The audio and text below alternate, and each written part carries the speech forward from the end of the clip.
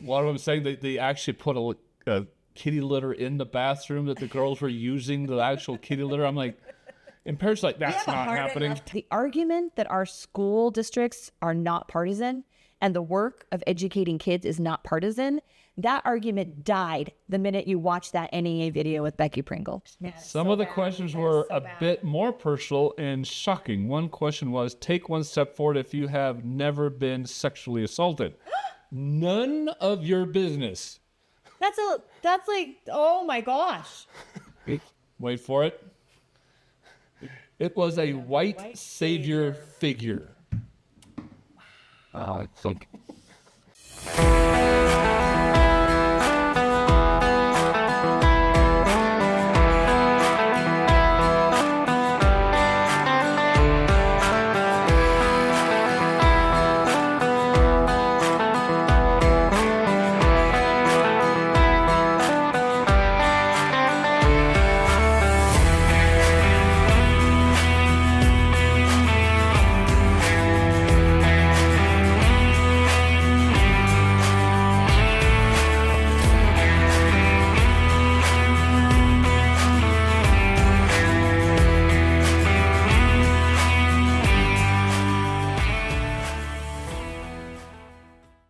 Welcome out to God and Country. I'm Uriah Kennedy, and this is Ingrid Bettridge. Again, this week we've got a great guest with us. This is Corinne Johnson with Parents United here in Utah.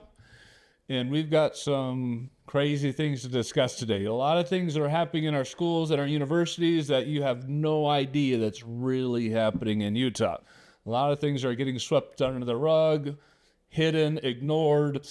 And as parents of both elementary, middle, high school, and even college students, you must know this information, that even in Happy Valley, Utah County, or up in very religious schools, things are happening that are not so obscure, but just plain and simply being ignored. So a lot to cover today, so watch the full podcast. Again, like, subscribe, and share us. We get plenty of suppression on YouTube. YouTube doesn't like anything conservative. So share us out there so we can get the views and get the information out to the public. And again, watch the full podcast. Even if it only takes you 20, 30 minutes a day is all the time you have, watch the full podcast because there's a lot of information in it. So kind of getting started with Parents United. Parents United started way back. We're going to pull up this article real quick. Parents United started clear back in 2020. When COVID launched, and we got into the whole mask mandate, we got into schools shutting down, principals were sending kids home. There's this remote learning process. My kids went through that, and education just went like off a cliff. It was just kind of a horrible thing. So you guys started, how did it get started? Why did you guys start Parents United? First, thank you so much for having me. It's so fun to be here. I love telling parents about what's happening in K-12 education. That is literally our mission, is to give parents knowledge, information, and then empower them to actually step up and advocate for their kids. And so I really appreciate the opportunity. And that's exactly what happened during COVID, is we saw an education system completely take over our parental rights as parents. You mentioned how we couldn't even send our kids to school. Like, they just told us, hey, your kids are going home. You have no choice. You're going to now educate your kids on a laptop around a kitchen table. And that was a shock. Like, can they do that? Yes, they did it. And then when they sent our kids back to school, again, you had to be masked. You had to have vaxxes if you wanted to participate in sports. And in my school district in Davis County, they were like, oh, we're not even going to let your kids go back to school full time. Your kid's going to go every other day. And for me, I'm like, well, I already saw what online learning looked for my kids. So I know my kid's only going to be learning every other day. And that's not fair, and that's not right, and that's not good for my kids. So we met at a park, a bunch of parents, and we kind of just was kind of word of mouth. I just saw this text message from a friend. She's like, hey, parents are meeting about this whole Davis thing going hybrid. And so we just showed up, and everyone's like, hey, what do we do? And we'd never been to a school board meeting. I had no idea who my elected officials were that represented me. I mean, did I even have like a school board person, right? Like, I had no idea what was going on, but I had a background in social media marketing. I was kind of a like mom blogger type, right? And I have 5 kids. I'm a stay-at-home mom and just taking care of my kiddos. And so I'm like, well, I can make a Facebook group because it's going to be really hard to get people to show up to this meeting if we can't spread the word. So we launched Davis School District Goes Back to School 5 days a week as our Facebook group, and we started to spread the word. And the very first meeting, we show up and we had hundreds of parents there. It was incredible. I sent out my first press release, you guys. I'd never done that before. I sent out like a thing to the press saying, hey, parents are going to show up at this meeting. We had cameras, we had press, hundreds of parents. They all brought their signs and they wouldn't let us in the building. Hey, this is Uriah Kennedy with the God and Country podcast. And one of the main reasons why I live in the Rocky Mountains in Utah is because there is nothing I enjoy more like getting out in the great outdoors. I absolutely love getting out there and camping, hiking, fishing, everything with my family. We do that every single year. Throughout the winter months, we're up there snowmobiling. The summer months, we're out there RVing or ATVing. We absolutely love it. It's the best time of the year we have together as a family. There is nothing like getting out there with the proper equipment. And we all know and trust Coleman since we were kids. Our parents, our grandparents have used Coleman for generations.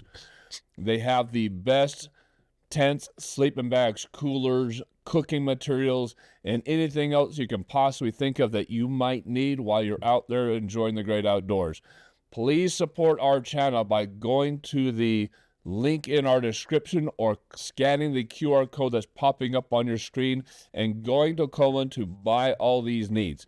Whatever it is you can possibly think of, again, from stoves, tents, sleeping bags, coolers, any type of camping utensils, cooking utensils, fuel, whatever it is you can possibly need, click on the link in our description or the QR code that's popping up on your screen. Support the channel by buying any of this outdoor equipment at Coleman. We love the wide variety of products that Coleman has made over the years and how trustworthy those products have been. Coleman has a world-renowned name, something we've grown up trusting, and if you can think of it, they probably have it. So again, click on the link in our description or scan the QR code popping up your screen. Support this channel and keep watching. Yeah, because it's COVID. And everyone has to be 6 feet apart. So every chair was spaced 6 feet apart in this boardroom. And then they filled it with all of their staff and all of the UEA people. And so we have all these parents outside and there's these giant windows. If you go to Davis School District, these giant windows that look into the boardroom. And so all the parents taped their signs up these glass windows and they were on the lawn there. So we knew they could see us. So we couldn't see them, but we knew they could see us. And we're there and we're watching on our phones. We're watching the meetings on our phones. We got a few people in to give public comment, asking for our kids to go back to school full time. Then all of a sudden the sprinklers turned on. Yep. Yeah, that wasn't they say, oh, they're just on a timer. No. Like, yes, Tuesday night at 6 p.m., in the middle of August, that's when your sprinklers turn on a regular basis. So it was pretty obvious right then and there that they really didn't want parent involvement. And in a way, I don't blame them because we hadn't shown up for like 10 years. And parents completely stepped away from the education system. They stepped away from the process. And then this catalyst came. You make the decisions and let us know. Yes, we let them just do this. That's the problem with a silent majority. We make that point all the time is you got to stop being silent because that's when things just run you over. They will. And it's not just in the schools, but it's in public period that there's so many policies that have been put in place because people just get too busy with their lives. That's Someone else will worry about we're it. so blessed. Exactly. We're pretty much living in complete freedom. We do what we want, and we figure you take care of our kids, and we're fat and happy. And we create our own so we bubbles. don't get involved. We create our own bubbles. And it's especially difficult in education because if you start pushing against the pricks in education, that retaliation goes back on your kid. So everyone suddenly knows, hey, here's Corinne Johnson. She's leading this parent movement by default. Like I laugh and I say, I accidentally launched the largest parents group in the state by accident. We had no idea what we were doing. But there's this amazing group of moms, and there were two other moms. There were three of us that co-founded Utah Parents United together, and I'm the remaining co-founder that's still involved in the organization every day. But all three of us were like, we have to create something that doesn't go away. We have to build something that's going to be here for a long time, because COVID's just the tip of the iceberg. And we saw really quick that was true. Our kids got back in school. We were able to, get the masks off our kids pretty fast. We ran See My Smile, which was this massive statewide campaign with this huge coalition. Like every grassroots person in the state, everyone who cared about kids came out of the woodwork and helped us get Governor Cox to be forced. And we had to force him to remove the masks from our kids, but we did it. But then we have this critical race theory, and then now we call it DEI, right? This problem in our schools. So we realized like that's a huge issue in education. And then don't even talk about gender identity, LGBTQ plus stuff in schools. We're finding all these flags in our classrooms and teachers who are actually buying kids chest binders. Like this is happening in Utah schools. And that's why Utah Parents United was like, okay, we're going to be here forever. We're not going away, because parents need a place where they can report what's happening. They need to be able to know they have people who will have their back, who will help them navigate the process. And then if they're retaliated against, well, we need to create some place for them to go. And that's why we support school choice. Because when a parent goes and says to a principal, hey, I don't think you should be asking my kids whether or not they read the Bible on a survey, which is illegal, by the way. This happened? Oh, yeah, all the time. A survey that asks my kid whether or not they read the Bible and their political affiliation, the teacher gets mad. And then they go to the principal, and the principal's like, okay, well, we won't have her do it again. But they don't tell the parents, they don't report it, and the teacher keeps their job. And then that kid sits in class every day, and the teacher won't call on them, or the teacher doesn't, give that kid the same treatment as the other kids. Yeah, you kind of have no choice but to decide, I can live with this. Oh, it's what's or I can happening pull in my kid out of universities school. too, right? Yeah, I can pull my kid out of school. Because the teachers would grade them less. Yes. All of a sudden, you don't have the same grades. Yeah. You're not getting anything back. I mean, you have to put reports in exactly how she wants to hear it, or you're out of luck. One point I want to make with Cox, which was a big deal, is Cox was completely bought by the federal government, because the reason why he kept the mask mandate wasn't because of any science, because everybody else was taking the masks off. They took it off the adults. Gone, but the feds came down and said, look, if you want this money, you have to keep this in place. And he said, no problem. I mean, he didn't even fight back on it. Nothing. He just, let's take the money, keep the mask mandate. It's like he wanted to keep the mask mandate. Yeah. And the money was just the excuse, was part of the problem. He took $75,000 in campaign donations from the National Education Association. So when you looked at his disclosures, we felt it was pretty clear that, when you take that kind of money, it was one of his largest campaign donations from the teachers' unions. And then you take the masks off the kids, but leave masks off the adults, but you keep them on the kids. That there was definitely some influence there. And I do want to say he's never taken that money again. Really? Nope. No, he's never taken money from the NEA again. And he's actually apologized to me personally for some of the things that happened, what he said about the conservative movement. And I still absolutely disagree, and I will stand by my statements that during COVID, he was a weak governor on parents' rights. He has been a weak governor. But I do have to say it was pretty cool in a way that he was willing to come in and apologize. And we have a pretty good relationship now, working on issues we agree on. And I think that's important in Utah. We're not going to agree with everyone and everybody on everything. But when we do find an issue we all agree on and think is important, we should be able to come together and fight that together. And so that was a real surprise. But I think he learned a huge lesson. And I think he almost lost his election because of it. And I think that was a big wake-up call. He did lose his election. Yes. Fair point. Yes, he's in the governor's seat, sitting there going, oh crap, yeah, maybe I need to eat a little bit of humble pie. So we had kids coming into our office. There was a fungal infection problem. Yeah, kids aren't the most hygienic, and then you're holding it's the snotty nose or the whatever, even just your breath. And they were having, parents were like, I don't understand why we're seeing this here and bringing them into us. And yes, it's the mask. It's the mask. It was a bad time. But that's why we exist, and that's what we keep doing every day, is sharing these stories of what's happening so parents can. Well, having a mask mandate for kids when the only people that were at risk was the elderly was absolutely ridiculous. Crazy. And then taking it further where you don't go visit your grandparents because you might get them sick or wear a mask. It's just this threatening, this vilifying attitude that they just used it to bring people under control. And I think it was more of a thing of how far can we push this? Let's learn from this and see how far we can push this to see how much we can control people. And we'll just put that in our back pocket so we know how to do this in the future.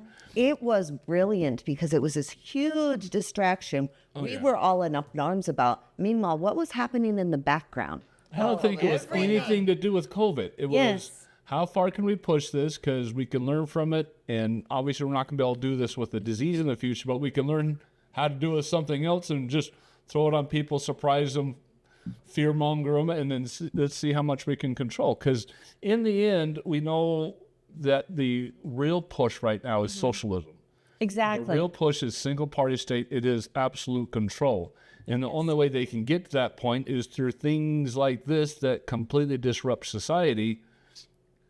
And then they continue that through the Black Lives Matter movement, through the Israel riots, through the DEI riots, what's going on with ICE right now, because they completely want to dismantle society, because the only way they can rebuild it under socialism and single-party state is by completely dismantling as we know it. And people on my comment section says, you are up in the night about that. That is the biggest conspiracy. I'm like, it's not a conspiracy. If you think that is conspiracy, you are insane. It. Yes, tell us what to do. And the education system is the vehicle to help achieve those goals, because we know from history when you capture the minds and the souls of the young people and the young generation, you can turn an entire generation against the values of the previous generation in 10 years, in one generation. And we've seen it.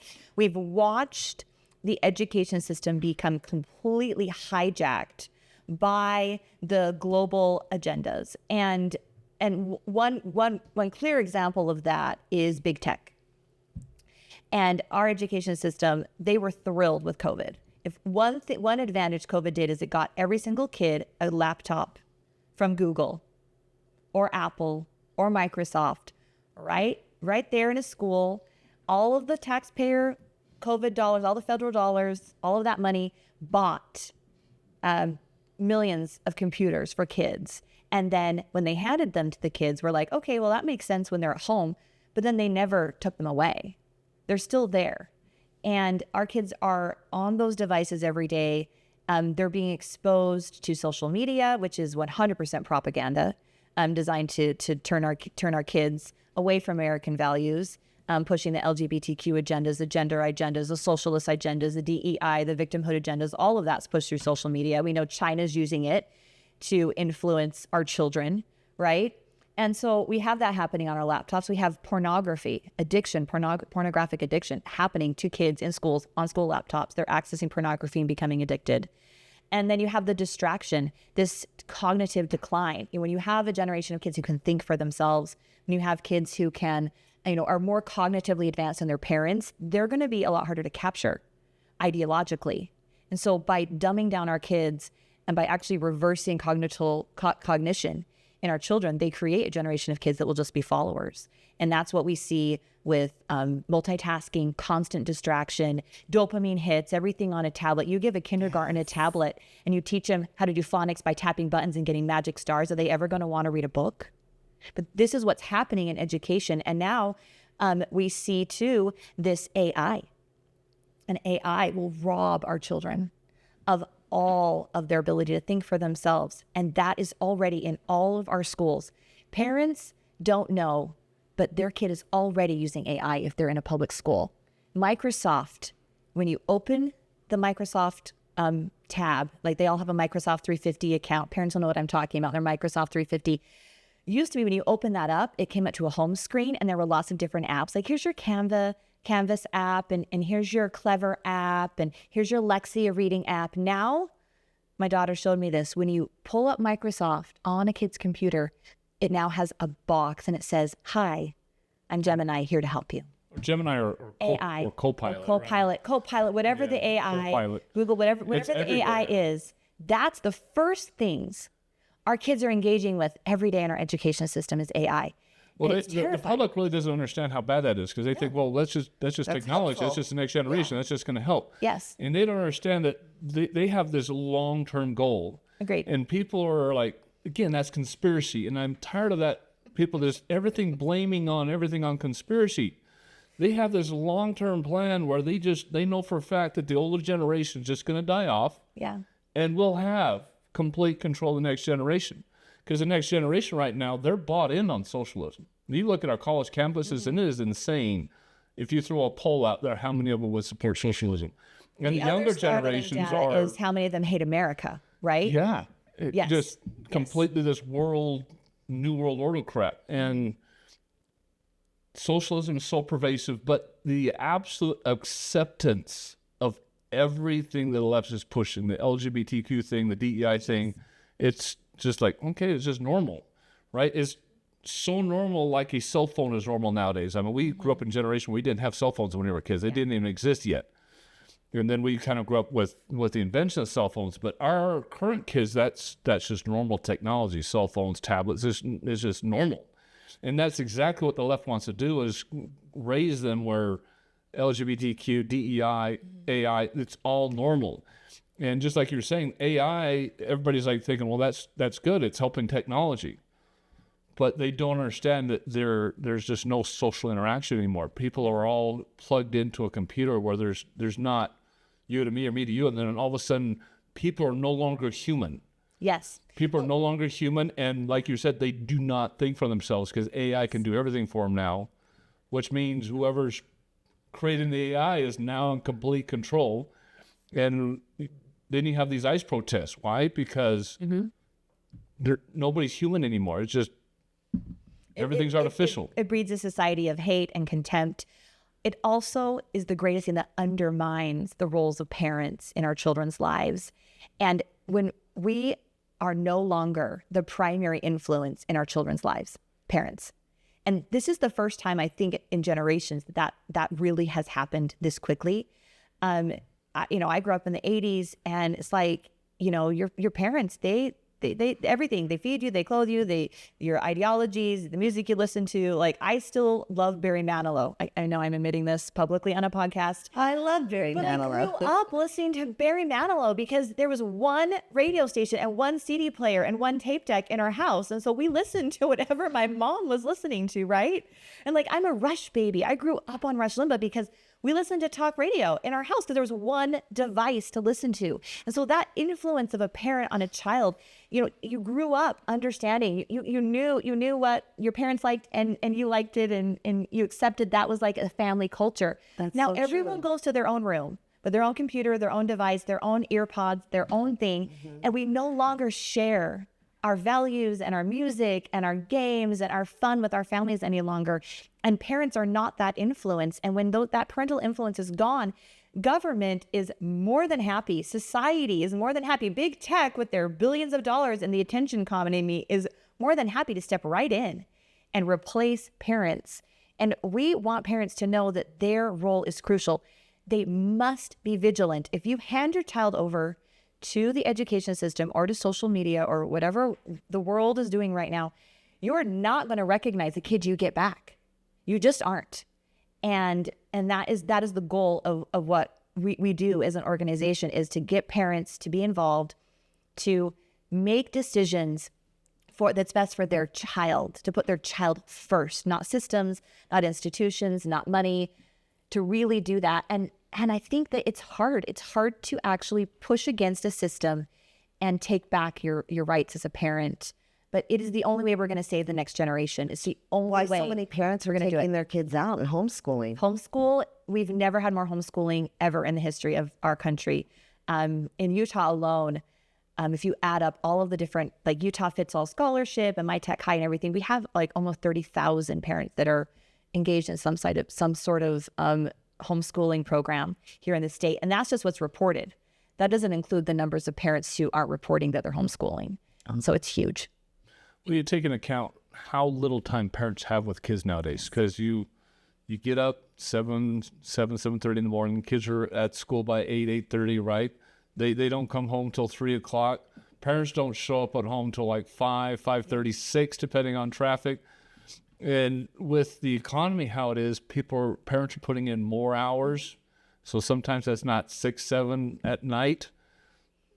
And then it's dinner time. Everybody plugs into social media for 1 or 2 hours, and it's bedtime. And so there's literally no parental influence during the day except for a little bit around the homework. Agreed. And even then, it's more like, parents, I'm tired. I've been working all day. Go get your homework done. Let me know when you have it done. And they don't even look at the homework. Here's a tablet. Yeah. Here's an AI chat bot.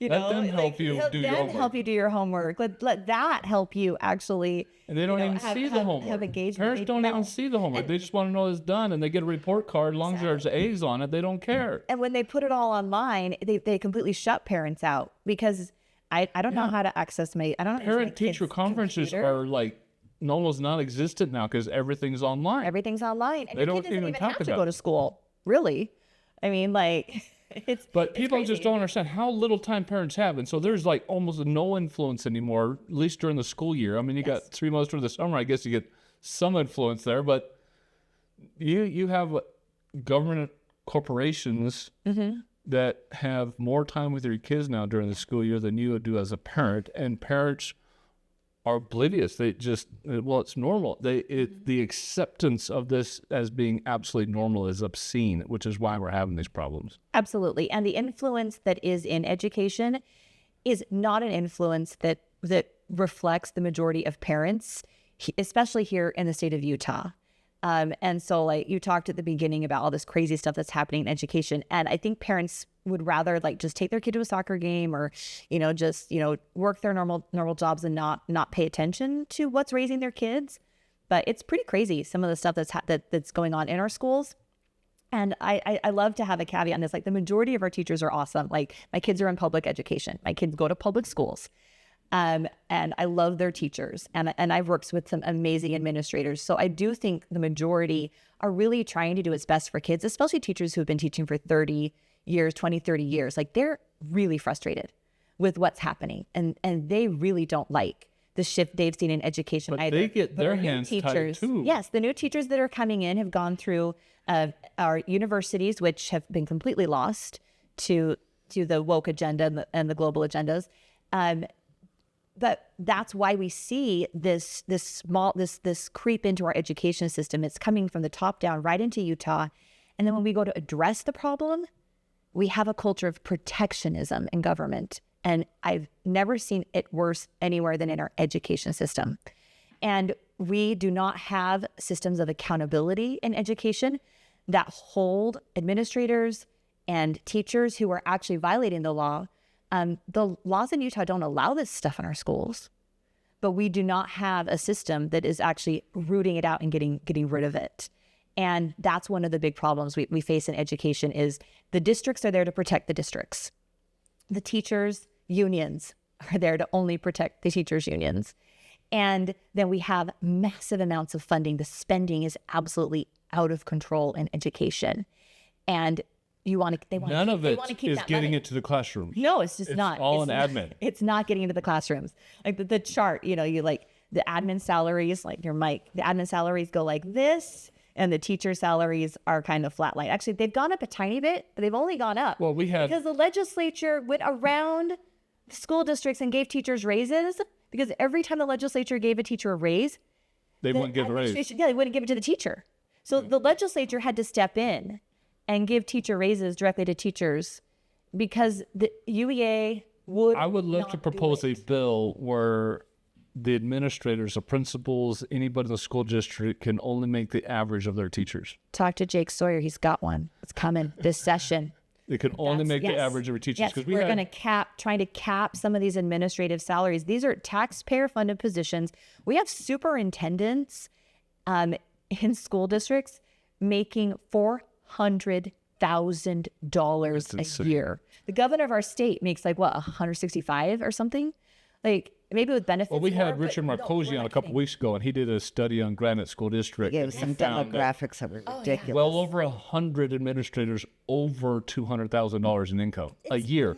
Over mind-blowing. 100 of them. That's millions a And year everyone's not like, going we to our need to pay kids. teachers. We need to pay teachers. And yet the administration is sucking all of it up because, again, the district is there to protect the district, the education system, is a self-licking ice cream cone, and then they it really is. Well, they create foundations too. So anything that the law won't let them do, like the law doesn't allow them to like put actual homeless shelter in a school. They allow the teen centers, which was a huge mistake. Never should have let that happen.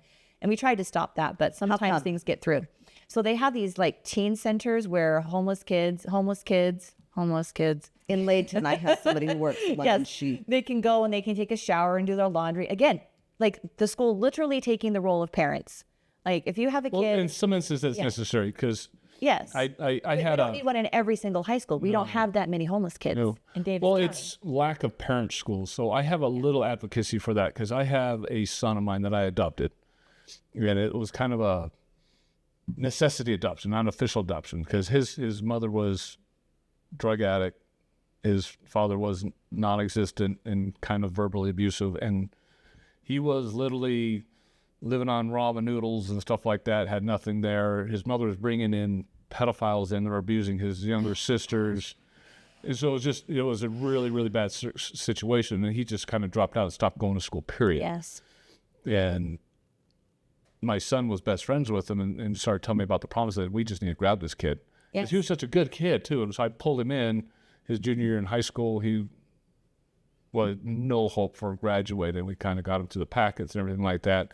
And he was part of the teen center because that's where he would get some school supplies and stuff like that. He'd get some extra food and stuff like that before he came over and stayed with us. But On the facts on how many homeless we have in Davis County, because I have some people it's who not it's a necessarily huge homeless, problem. but there are. They said they're living out of their cars, or our neighborhood has adopted with one of the programs. Yes. So we're constantly supplying like the hygiene products. I think that we have a challenge when we put all of the resources that support those that are struggling in our communities into our schools. Yeah. Then our schools are not focused on what they're actually supposed to be doing, which is teaching our kids to read and write and do math. Yeah, we should take that out with school. And so having those resource centers is great. But when the government says, hey, we're not going to put these on campuses, we're not going to combine education with social services because that's not the role of education, the school districts will go around them to their foundations. Then they'll raise millions of dollars to their foundations and then build them anyway. Yeah. And so that's where we see, again, the education system wants to be everything to everyone, because that comes with massive amounts of funding and money and control, which then they can put into their salaries, and use do these DEI programs, whatever they want to do. And so we have to make sure that when we look at the education system, that we appropriately have it doing what it's supposed to be doing. There are certain standards it's supposed to meet. There's certain legal requirements and obligations in our Constitution that says the education system does A, B, and C.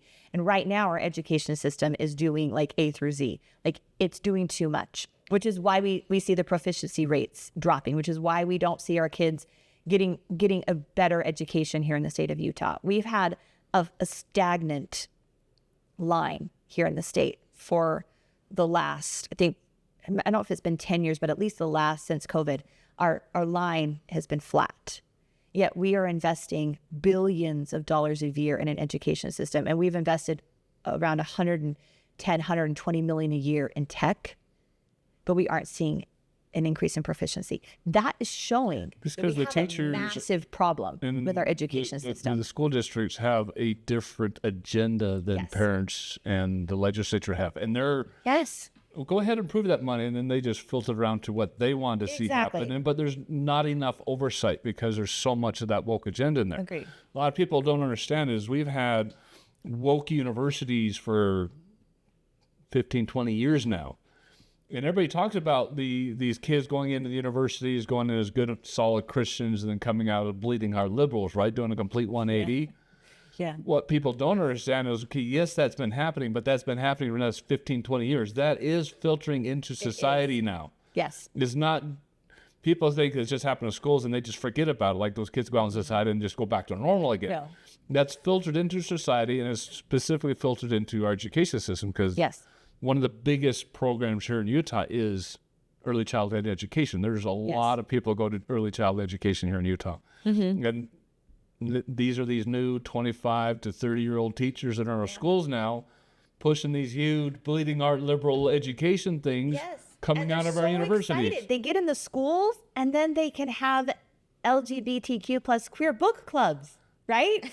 Like they can use the education system as vehicles, because they were taught in the university that that's their job. The NEA, the National Education Association, if you ever want to go watch them, it's going to literally shock your minds. Go to Utah Parents United on Instagram, and pinned at the top of our videos is a video of the president of the NEA. And she is literally screaming at the top of her lungs, like screaming. I was like, it's terrifying, actually. Just telling people that, you know, making them repeat the words DEI, DEI, and having all the teachers repeat it. And it's actually terrifying. That video is exactly what these young teachers are being taught, that the education system is a vehicle for social change. It's a vehicle to change society. It's a vehicle for them to become activists and to teach their students to become activists. And so these teachers go in, and then they use the education system as an activism tool. And so the book club I mentioned, we just posted this as well on our Instagram. It's in our stories, but Libs of TikTok just featured Logan School District for hosting a queer book club. Right? This is, but you're looking up those books, aren't you? Some teachers thought this was like some great idea, right? And then, the sensitive material, the where's book that banning, video on right? your the site? Book banning. So it was crazy. Where's that video on your site? So you go to Utah Parents United Instagram. It's on our Instagram. Instagram. Instagram. You have to go to our Instagram, and then you'll see it. It's pinned right at the top, and it's like, this is why our education system has problems. And it's Becky Pringle, president of the NEA. Just like, it's so scary. But that's what the education system is right now. Unless we step in, unless parents step in and work with our legislature and work with our school board to start holding people accountable and make changes, we're just going to see this happening. And, you know, I'm one who really looks for the positive that's happening in the state of Utah and in education, with all the crazy, with all the bad. Every time we have brought forward an issue, the college dorm issue is a great example of that. There's a mom, she's the cutest mom, and she's a good friend of mine, and she called me and she's like, I dropped my kid off at the university, Utah State University up in Logan. I dropped my kid off there. We're going to talk about Logan a lot today, I guess. And she's like, found out, right? The NEA, National Education Association. She drops her kid off and finds out that her kid is being roomed with a boy who thinks he's a girl in her college dorm.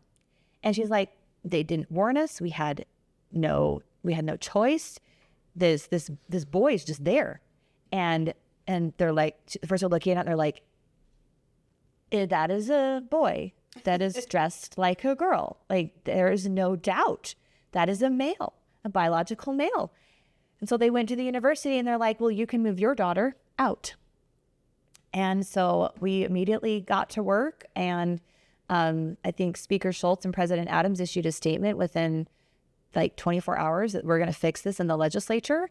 This was December, and the session starts, mid-January. And the first bill that we ran up at the state legislature last year was the bill to ensure that only biological sexes dorm together across every single university campus in the state. So did you have a letter of support on that? Oh, yeah, absolutely. Yeah, we discussed that very bill. The only people who didn't do it was Democrats, yeah. We discussed it. Gracious mentioned it. Heidi Baldry mentioned it. I think even Tiara mentioned it. So that just shows, like, our legislature really does want to fix these issues in our state, and but the accountability piece, it's taking time. So let's look at this video you're talking about. You guys have to see this.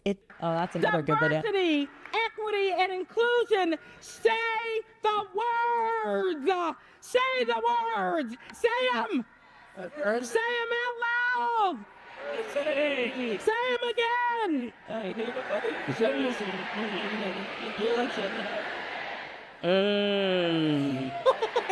That's terrifying.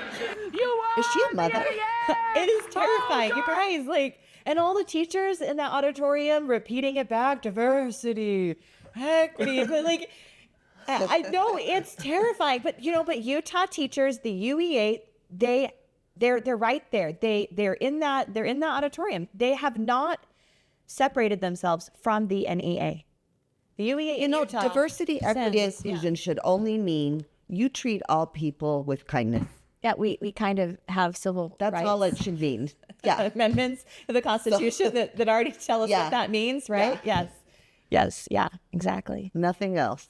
Yeah, but this is why parents need to be aware, when, and again, my kids are in public school, but I'm a very engaged, involved parent, and we talk about a lot of stuff at home, and we always talk about the most important relationship that there is the relationship between the parent and the child. And no matter how you're educating your kid, no matter what choices you're making in your life, having that connection with your kid every single day. And when they come home from school, talking to them, what are they learning? What are they doing? Who are their teachers? Going and meeting their teachers. Get to know your school's principal. Get engaged in what's happening in your education system. Be on a school's community council. You actually get access to tons of funding on a school community council that you can help guide funding to where you want it to go in your school if you get engaged. And when we have those parents who are willing to do that and be involved, it can only improve our education system. And we also really believe that when a parent finds a problem, if they are brave enough to take it to their school and fight back, then that actually helps us to improve accountability. We can't hold administrators accountable for teaching DEI if the parent never is brave enough to tell someone that their school's teaching DEI. Well, not only that, because a lot of parents got to stop thinking that they're by themselves. Stop thinking they're alone. Because when they're alone, you do not have any power. Because this principal will ignore you, the teachers will ignore you, and so they go to school and they confront the principal, they confront the teacher. The teachers kind of throw it back in their face, or the principal throws it back in their face, and then they just shut up and go home. Yes. They don't talk to any other parents. They don't talk to any neighbors. They don't get a hold of Parents United. They don't get a hold of some podcast or everybody else. They just stay quiet. And this silent majority thing is just going to ruin us. Stop being silent. When you confront these problems and you go confront the principal, if they do nothing, you have to get louder, not shut up and go home. Yes, and Get louder.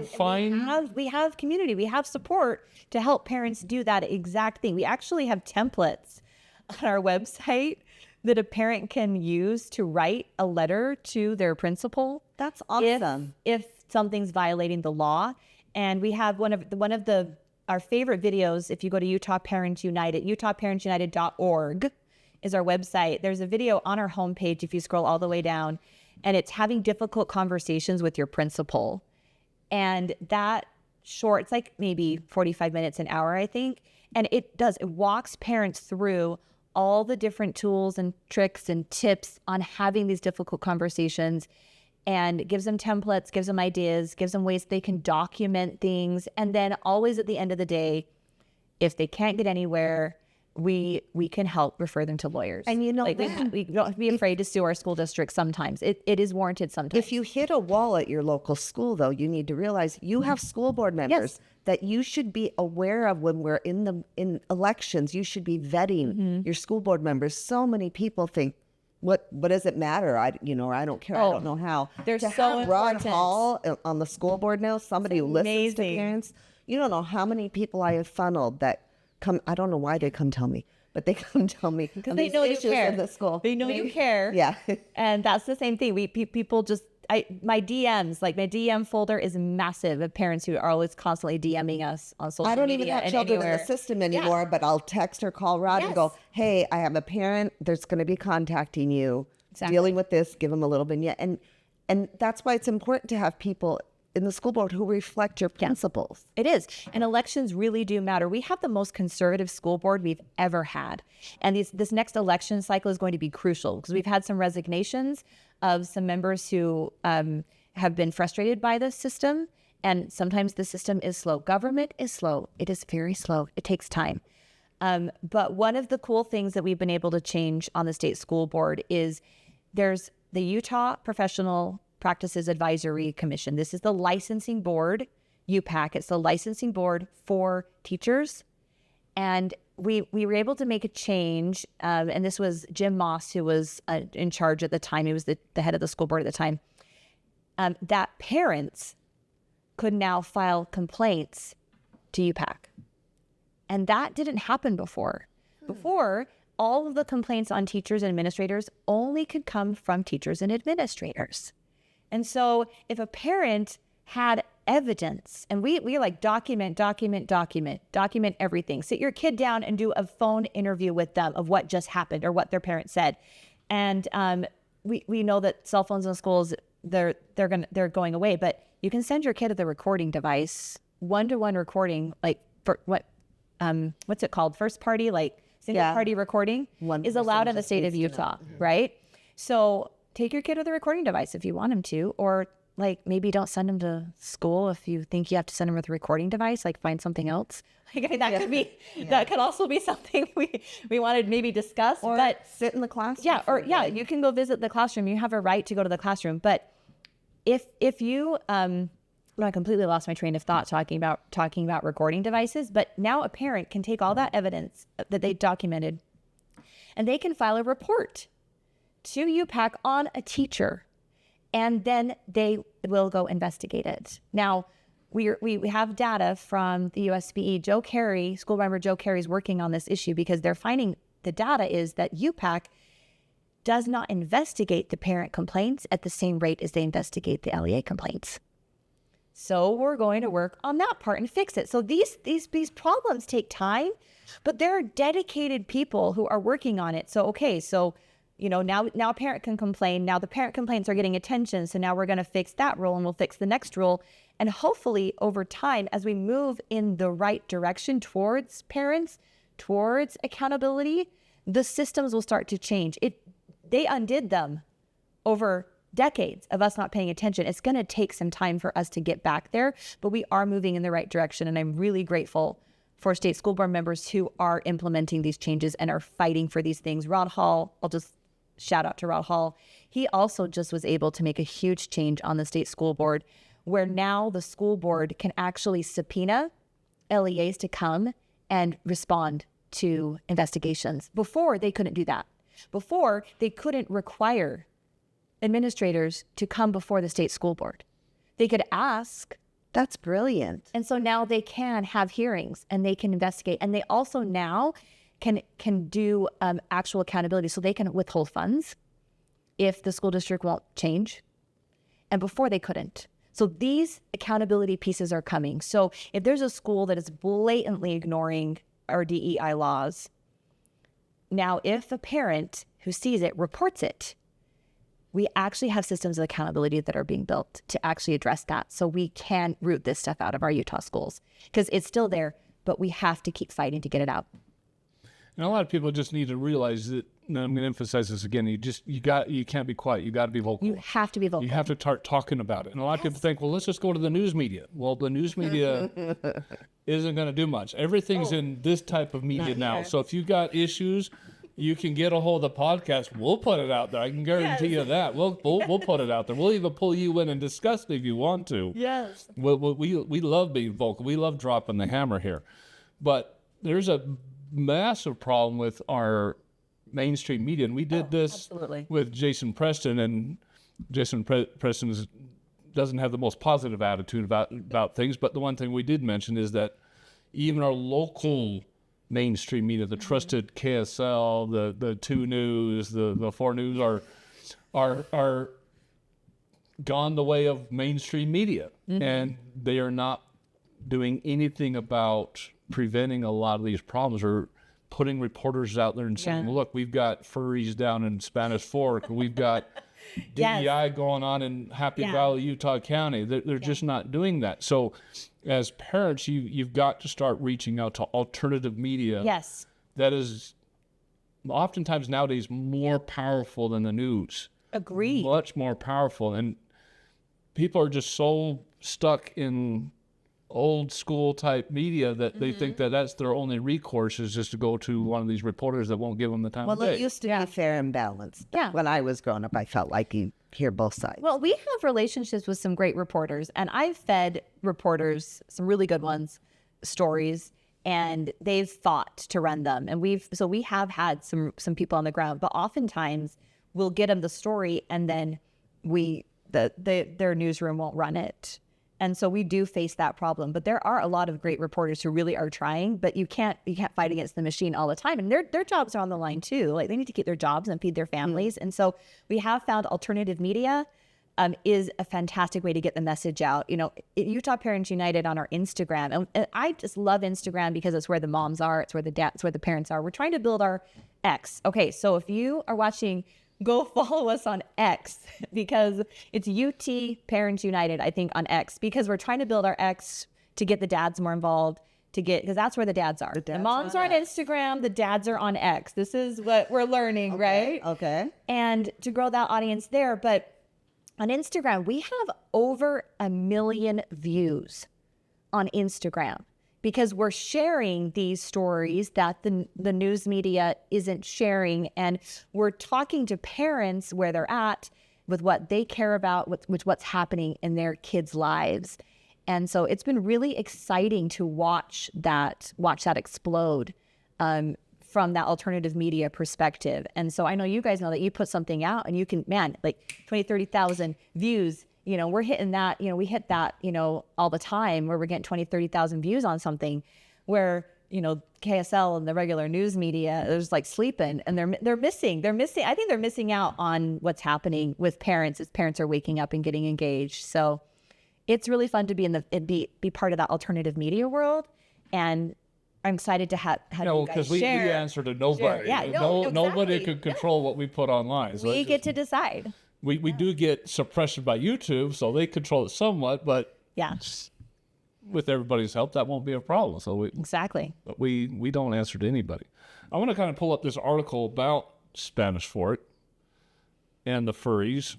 So this happened back in April of 2024, and it hit a few news stations, and then it just went quiet.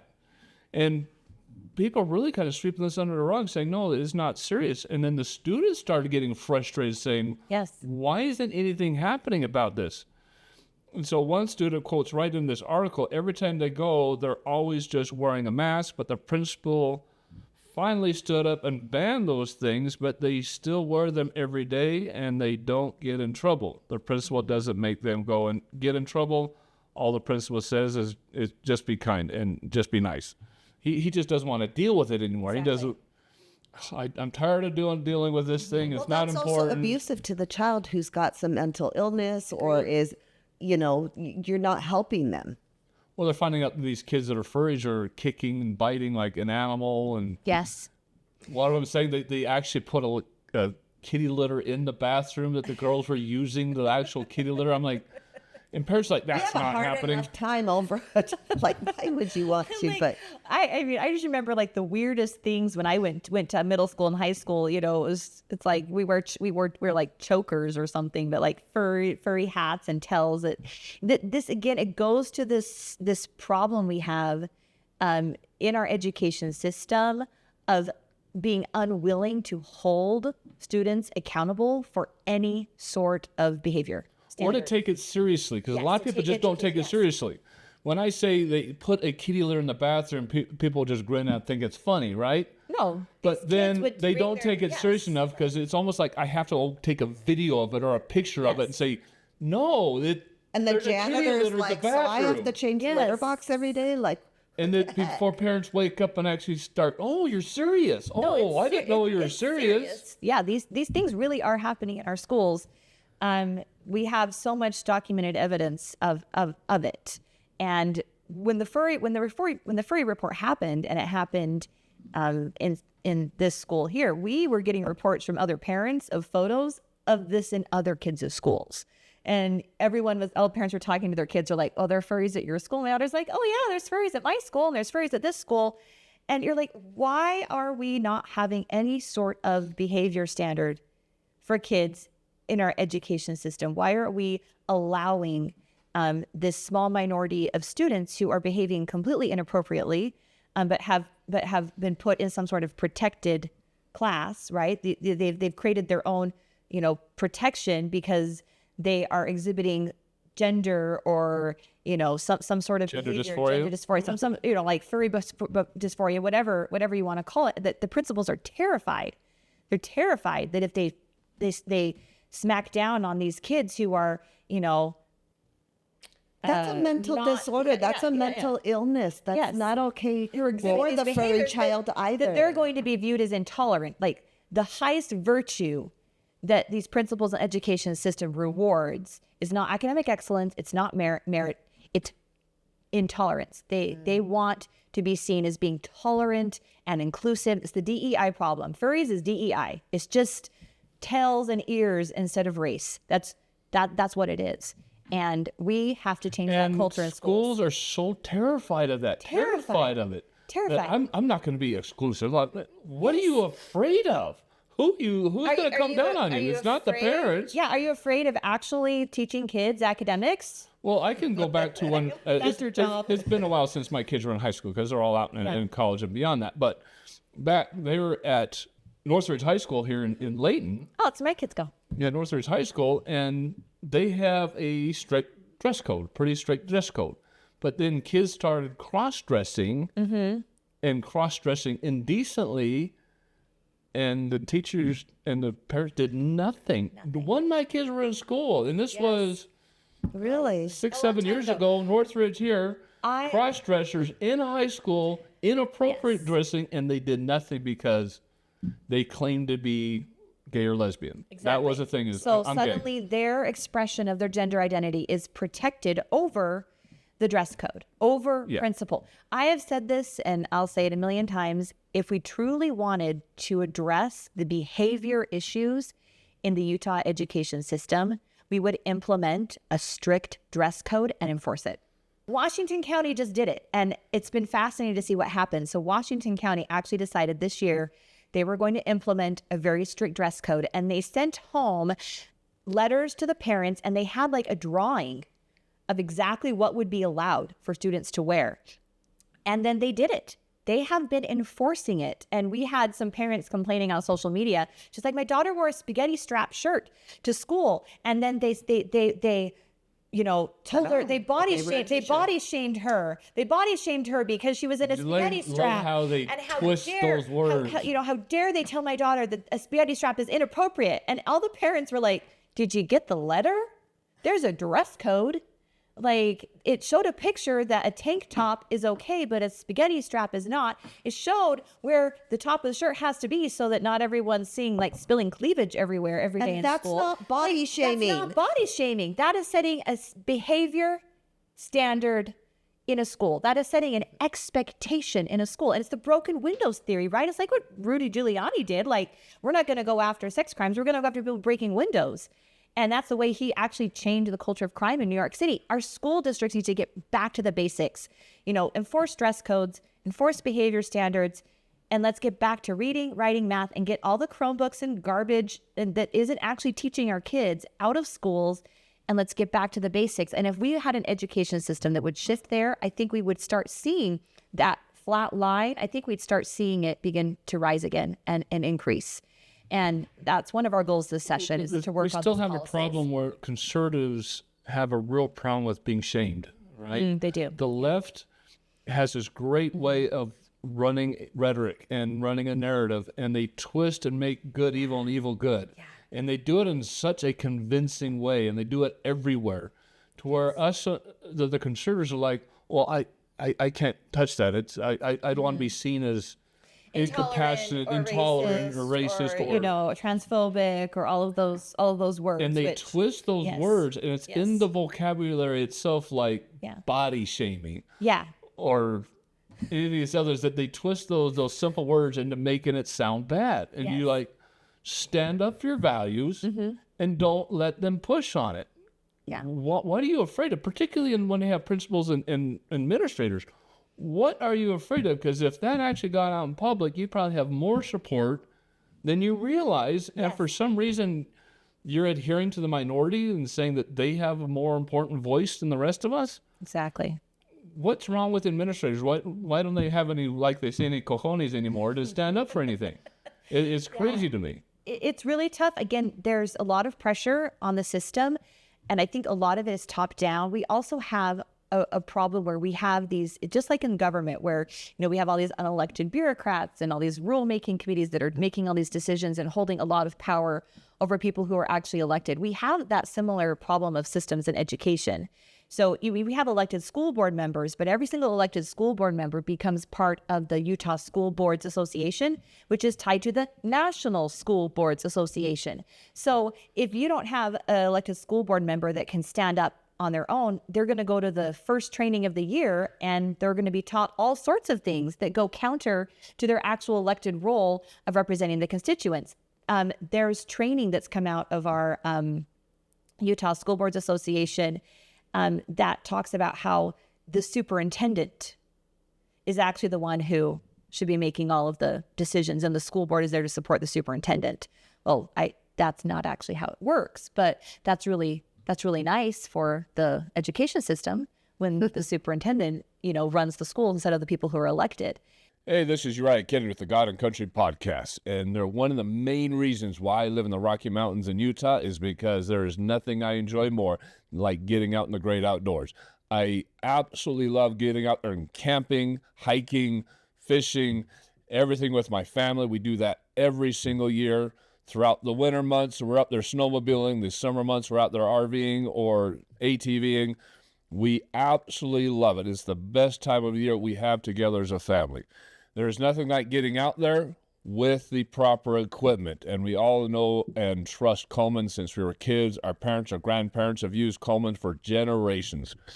They have the best tents, sleeping bags, coolers, cooking materials, and anything else you can possibly think of that you might need while you're out there enjoying the great outdoors. Please support our channel by going to the link in our description or scanning the QR code that's popping up on your screen and going to Coleman to buy all these needs. Whatever it is you can possibly think of, again, from stoves, tents, sleeping bags, coolers, any type of camping utensils, cooking utensils, fuel, whatever it is you can possibly need, click on the link in our description or the QR code that's popping up on your screen. Support the channel by buying any of this outdoor equipment at Coleman. We love the wide variety of products that Coleman has made over the years and how trustworthy those products have been. Coleman has a world-renowned name, something we've grown up trusting, and if you can think of it, they probably have it. So again, click on the link in our description or scan the QR code popping up your screen.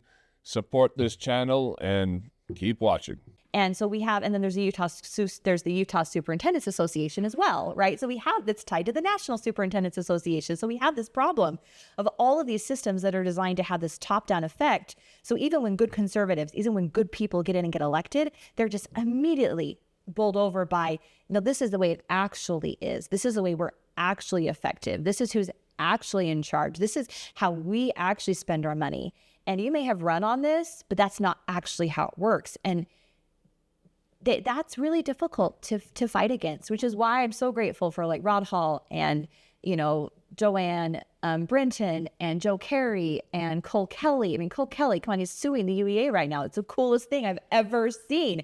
As a sitting school board member, he's like, no, I'm going to do the right thing. We have these amazing people, and we need to get those people elected at the local level. And Jason Kyle is running a bill that's going to help with that by creating our local school boards into partisan elections, just like our state school board.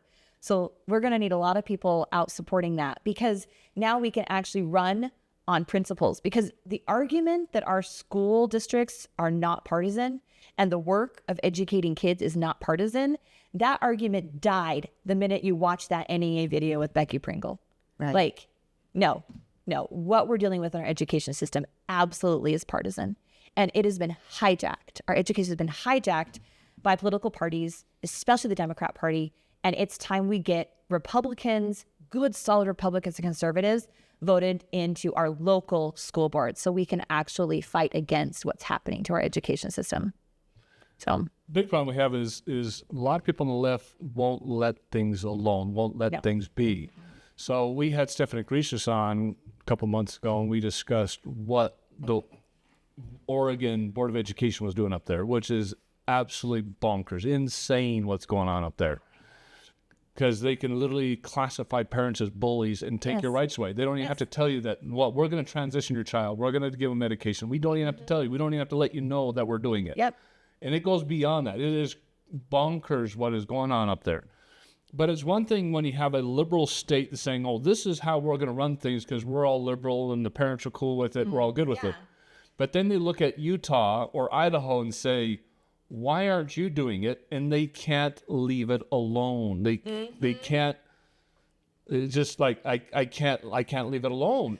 And so they said, well, we've got to. It's a great example of that, right? Right. We've got to infiltrate. Can't let us be Republican, can they? Yeah. They got to infiltrate. And so slowly, methodically, they start getting into Idaho. They start getting in Utah. They start getting in Arizona. They start putting their fingers out slowly and securely. And none of us recognize it for what it is. And we all think, well, that's in Oregon. That's in California. It's almost more dangerous in a Republican state because you have a level of apathy. Yeah. Because you have Republicans who are consistently going, they're voting Republican. They do their duty. They vote every year. And well, the other big problem we have in Utah, the massive problem we have in Utah is all the Democrats know that if they have a D behind their name, they're probably not going to be able to get anything done. So you have an excessive amount of Democrats that put an R behind their name, say all the right things during the campaign, and they flip on a dime the second they get in and say, well, I'm more middle of the road. And they start pushing in all these woke agenda, all the DEI agenda, this LGBTQ agenda, which was their thought process from the beginning. They just do it secretly, and it's that whole mentality that they can't leave it alone. And we as parents and conservatives and as Christians are like, well, that's not going to happen in Utah. That's not here. It's absolutely happening. See no evil, hear no evil. That's the type of mentality we're seeing around society right now. Yeah, and that's the goal of what we're trying to do is help parents understand that wake up. They need to wake up and they need to start parenting again. And they need to be engaged and involved, or they're not going to like the results of what's going to happen to their families and their kids. Because without that vocal engagement and involvement, the agendas, the ideologies are just going to continue to flow. And we have really good laws. Like, I mean, there's other states they're jealous all the time. I talk to people all across the nation like, oh my gosh, I can't believe Utah has this law that's so amazing, and I can't believe Utah did this, and that's incredible. And but we don't enforce it. The first in the nation to do something. Oh, you're the first in the nation to have done that, and it's that like we get that like you were the first in the nation in economics, we're the first in the nation in all of these things. But just running the bills, just actually like the lip service of the bill itself doesn't have enough impact if we as citizens do not help with the accountability piece. And it does require our engagement to have accountability happen. We have to literally police it. We do. As parents, because the one thing is to have the law, and there's a complete thing that is enforcing it. We have speeding laws and driver's laws and all these other laws throughout the thing, and we have a police force out there enforcing the law. When we have this within our school boards, there's no enforcement. So it happens up to the legislature, and parents are like, oh, that worked. Yeah. I guess what's going to happen now. Yes. So I have a real quick example of just like simple way. My daughter received an assignment in her government class, right? And it's an igov.com assignment. She's supposed to go on this website, and they were supposed to fill out this activity that if they were going to run for president, what they would do. And so she's telling me about this little game. It's not like a game, right? This little game she's playing. She's like, oh, I'm going to put down that, I'm this party, and I'm going to put down that I support all of these issues. And, I'm really grateful. I've done my job well. My daughter's thoroughly indoctrinated. She's a full-fledged constitutional conservative. Till she goes to college, right? Well, maybe not. I don't know. College isn't for everybody, right? And then I've seen there, and I'm like, what do you do with this assignment? She's like, oh, yeah, well, we have to fill out this card and turn it into the teacher. And I'm like, do you tell him all of the things you selected? Well, yeah. Yeah, we just turn it all in. I tell him what party I picked, and I'm like, he can't do that. That's against the law. Like he can't ask you anything about politics. That's against federal law. That's against state law. And so she's like, well, it's just a little assignment. And I'm like, okay. And I sat there, and then like 5 minutes later, I'm like, Still not Nope. well with me. nope, I'm sorry, Liddy. Like, she's like, but I really like my teacher. I'm like, I know you do, but like, this is illegal. Like, he can't ask these questions. He cannot collect this data on our kids. Did you go discuss with him? So I finally just sent it. I just made a little email, and I just put, hey, my daughter's doing this assignment. Here's the federal law. Here's the state law. I know you're probably just thought it was fun, but maybe you could, I'm going to opt her out of this assignment because we actually have a state law that allows you to opt out of any assignment. Parents don't know this too.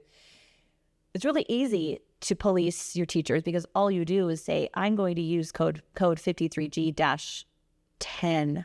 I'll check that for you. You can put it in the comments.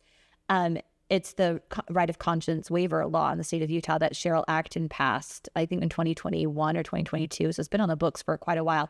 It allows a parent to opt out of anything in the education system, any assignment, any activity, anything, just based upon their own right of conscience.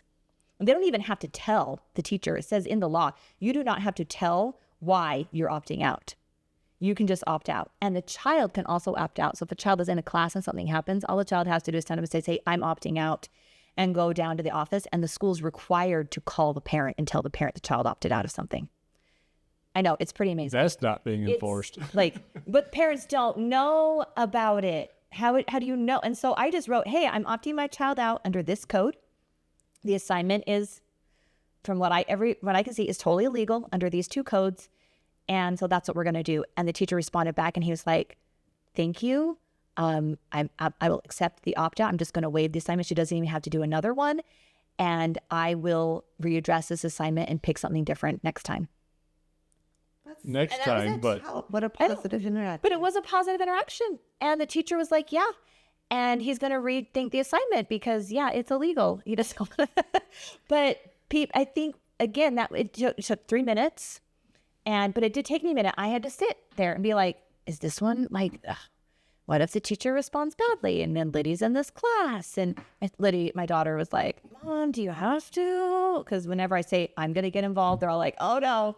Oh, no, Mom's going to get involved. But my daughter knows I care about her education. She knows I care about following the law. my kids is the same thing. Is that about they that. didn't Yeah. want- They don't.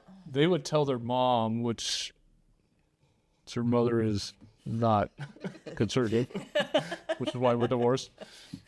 Not very conservative. In some areas, she's very conservative, very, very Republican. But in other areas, she's a little more liberal. But they would always tell her more than they tell Dad. Because Yes. when Dad get involved, heads would roll. Heads would roll. But when you're polite, when you're respectful, when you engage with the knowledge of the law on your side, then most of the interactions we have are positive.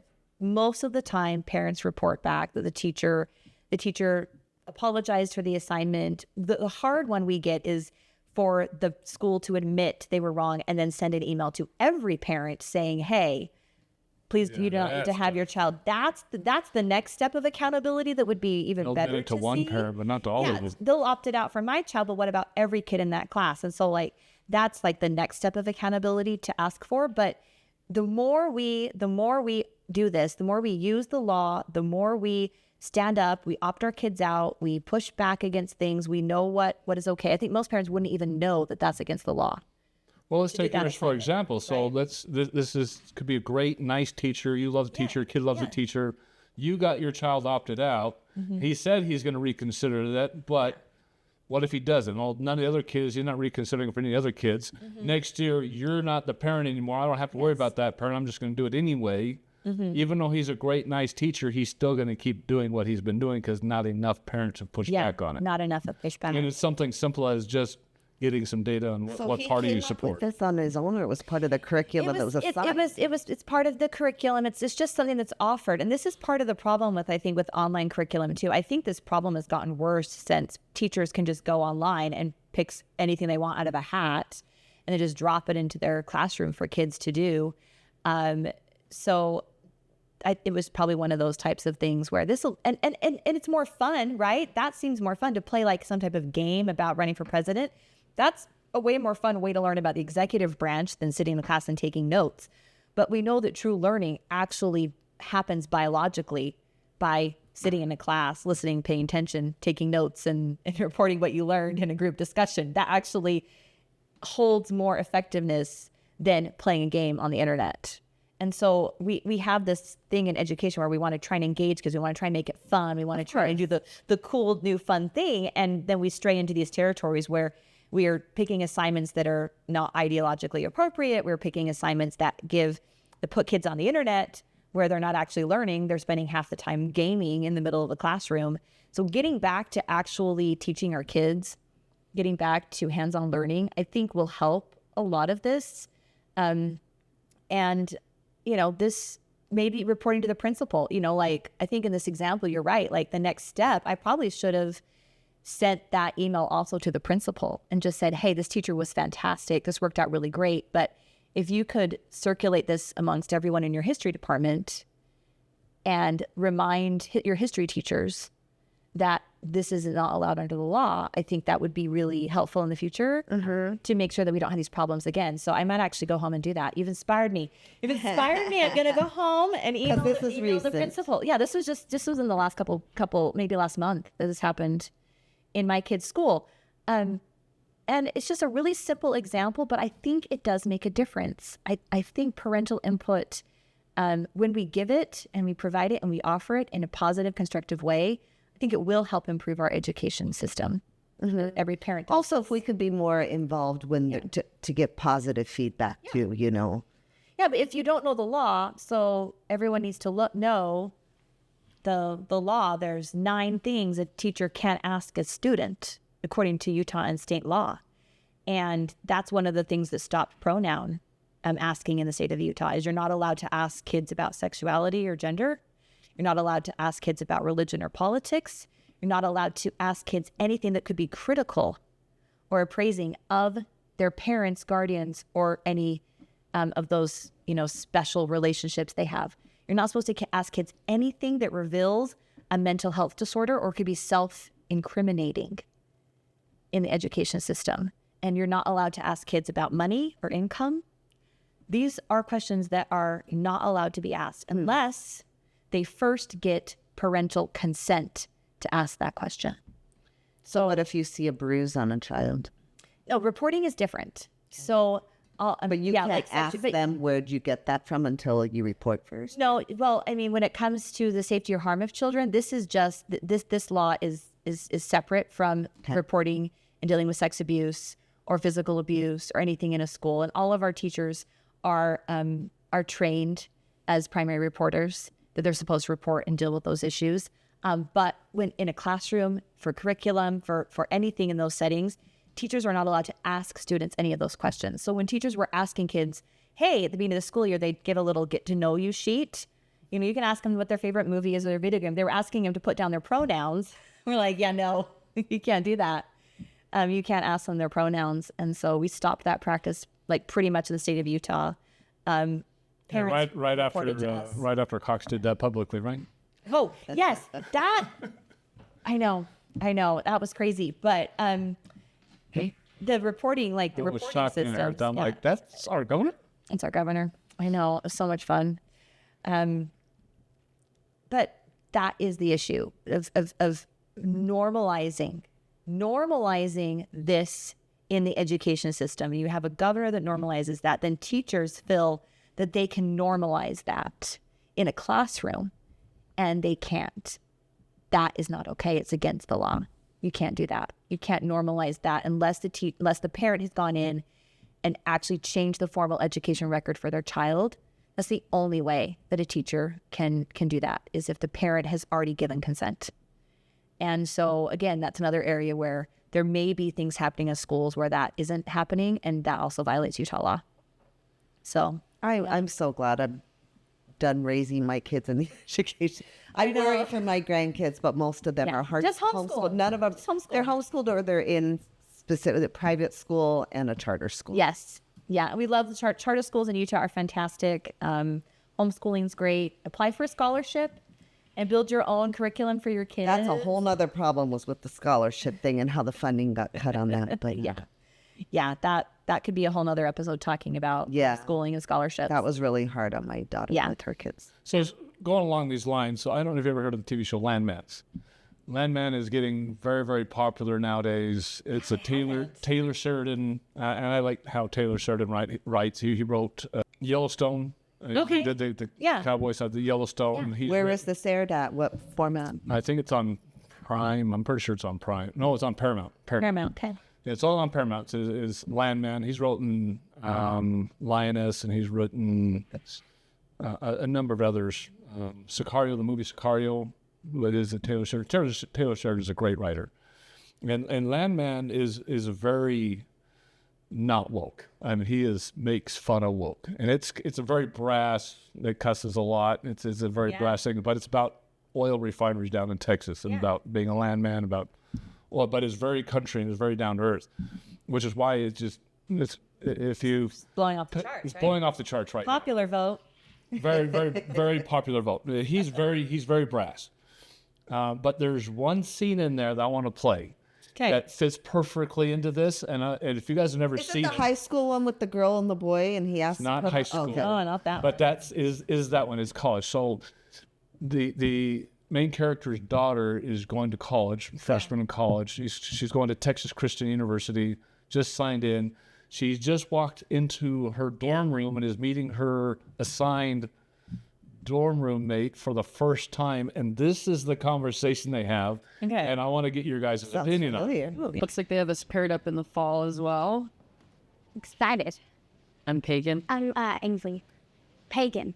Pagan. It's like the godless religion. It's actually Latin. Means country dweller. Are you from the country? I am from Minneapolis. Is Pagan Viking? You know, just the football team? It's still Latin, like I said 7 seconds ago.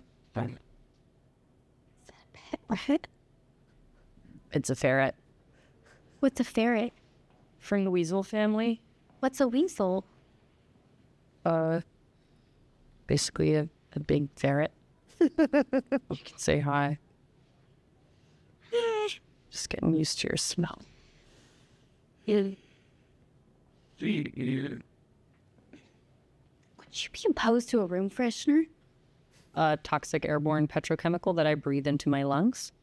Or a face. Oh my god. It gets worse. Oh.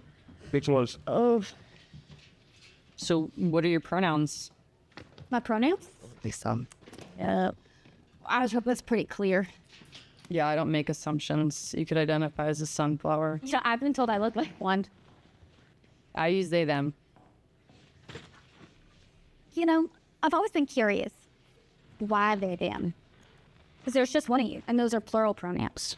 Just never really understood the hoopla or oops. My name's Ainsley, and I just can't really come up with a reason why you would address me in third person in a conversation that I'm a part of. So if you do, I'm probably not there. So I wouldn't really know what pronouns you're using anyways. So why would it matter? You smell like the beach. Who says that? You know, I think it's because I use coconut oil as a moisturizer. Of all the oils, it penetrates the deepest. This one smells like coconut. I do. Would appreciate if you didn't use that word. Coconut? Penetrate. It's triggering. It insinuates the patriarchal power of the phallus. Phallus? Penis. Do you eat meat? Are we still She's talking like about my new favorite I'm character. vegan. I would prefer you don't eat meat in this room. I would really appreciate it if you didn't bring any animal products in this room, like those shoes. Probably cowhide. Oh, no, babe, these are Jimmy Choo. I meditate at noon. Okay. And I don't like music. Well, I'm not a musician. I mean, I don't like it played in the room. This is my safe space, and I need my environment crafted to support my mental health. I think the more attention you give your mental health, the better. Pagan. Pagan.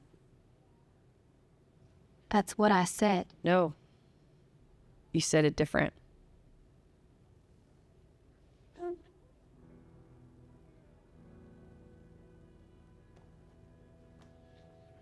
It's sad to me that in our society we've taught certain classes of people that they can abuse, I'm literally, emotionally you they other people they meditate and in the name of their safe space and mental health. That's what happens is That's she's what is this so sad lively, about this. bubbly girl, and she Yes. just goes into this cocoon like, You see it, I just- can't say anything. No, He's like, I have to have my safe space. You can't do anything. You can't bring anybody here. And she ends up moving out and moving to some other place. Her mother good for her, because you has a shouldn't yelling be in match. a place where you're being abused. Yeah, she calls her mother. Her mother has a yelling match with the administrator and says, no, my daughter's not going through this, and moves her out. But what's going on social media is you Yes. see the comment section here. There's a massive amount of college students in the comment section say, that's so true. That's what's happening. that's what's We happening." can't do this. I have 4 daughters I'm raising, and it used to be that you wanted to raise your girls to be as strong as possible so that they would never, ever be a victim of physical, emotional, or sexual abuse. Because it's shaming. This is actual ridiculing. I'm Yes. ridiculing your beliefs Yes. in a way that makes you sound Yes. like you're the problem. I'm not the problem. Teaching them to stand up for themselves, to stand up for who they are, their beliefs, to love who they are, to be confident in who they are as young women, so that no matter what environment they walk in, they can protect themselves from someone who would abuse them or take advantage of them. And yet, when they go into our education system in many places, not everywhere, or they go into a college environment, the absolute opposite is taught them. You must reject everything you are to make the other person feel comfortable. That is grooming our children to be abused. And I just think it is so sad we've flipped the tables. Instead of teaching kids to stand up for themselves, your responsibility is to make someone else feel comfortable. Right. Your He's like, responsibility "That's my is to safe make space. someone What about my safe is to make space?" someone else's feelings, someone else's boundaries are more important than yours. And that is allowing our children to be opened for grooming. And no wonder, I mean, we talk about this massive epidemic. And I know this is getting deep and not quite the education conversation, but we see massive increases in sexual abuse that's happening, in depression, anxiety, suicide in our kids. And I think a lot of it is because we have flipped the script and we are teaching them to allow themselves to be used and groomed by other people. And they do not know how to stand up for themselves and their beliefs any longer. And I think we have to change that in society. We have to get back to a place where you standing up for who you are as a Christian, as a woman, as a conservative, as a mother, that is okay to say that again and not be shamed for who you are and what your beliefs are. And we need to be the first to step out and do that. We need to lead the way, and we need to teach our children and show the next generation that that is okay. And we do it with kindness, and we do it with not with hate, not with contempt, Right. But with conviction and unashamedly. and unashamedly. And so I feel so strongly about teaching our kids those values.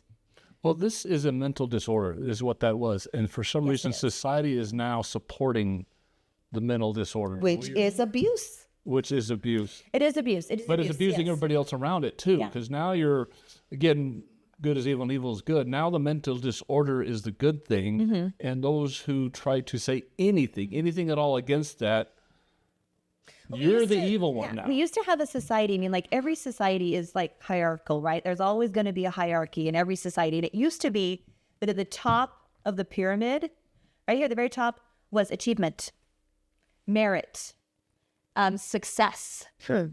But we flipped it. And now what's at the top of Emotions, feeling good. Yeah, it is victimhood. We reward victimhood like we used to reward success and merit. So the highest pinnacle of achievement now for our young kids is to have the saddest story on Instagram. Oh my gosh, it's true. The highest pinnacle is to be able to be part of 7 victim classes. Like, the more victim classes you're a part of, the more attention you get, the more parades are thrown in your honor, the more money you get, like all of it. And so we've flipped it, and we have Because to celebrating your success makes me feel bad. Makes me feel bad. We can't Well, give it everybody becomes- a trophy. We used to give everybody a trophy. Now no one gets a trophy, right? So as we raise our children, we need to And help people them identify understand that. themselves Yes. by that disorder. By Now, the disorder. Yes. I am LGBTQ, non-binary, and they list on a woman of another whatever they list on. And it's like this list of who I am is like 10 words long. It's not. I'm They just a don't human know their being. true identity. Yeah. Well, our kids are self-diagnosing themselves with mental illnesses, because if they don't have something, then it's almost don't like fit in if they they don't don't fit have in something. anymore. They don't fit in anymore. And to be emotionally, mentally stable in our society. Oh, well, my daughter had a friend, and that was the comment that was made. She's like, well, I just don't feel comfortable hanging out with your family anymore because you guys are just so perfect and none of you have any mental health issues. And that I'm just, like, I don't even know how you guys, can be, I can't even be around you anymore. And she just thought that was so strange. She's like, wouldn't you want to be around? And of course we do. All Like, have you don't have challenges. child. You're It's just not whining about yeah, them all and the like my time. daughter's like, yeah, I have ADHD. I just don't talk about it. But that was a problem. And you can imagine that friendship didn't last very long. And my daughter was shamed for being emotionally stable, right?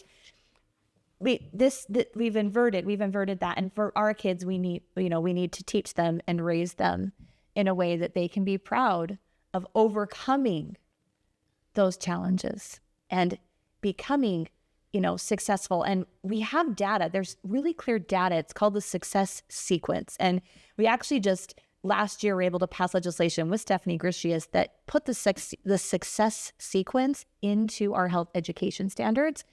And people were pissed about this because the success sequence actually teaches people that the surest way to make sure that you are not in poverty or in prison or in jail or all of those things that lead to, adverse life outcomes is to graduate high school, to work full-time or go to college, get married, and then have children.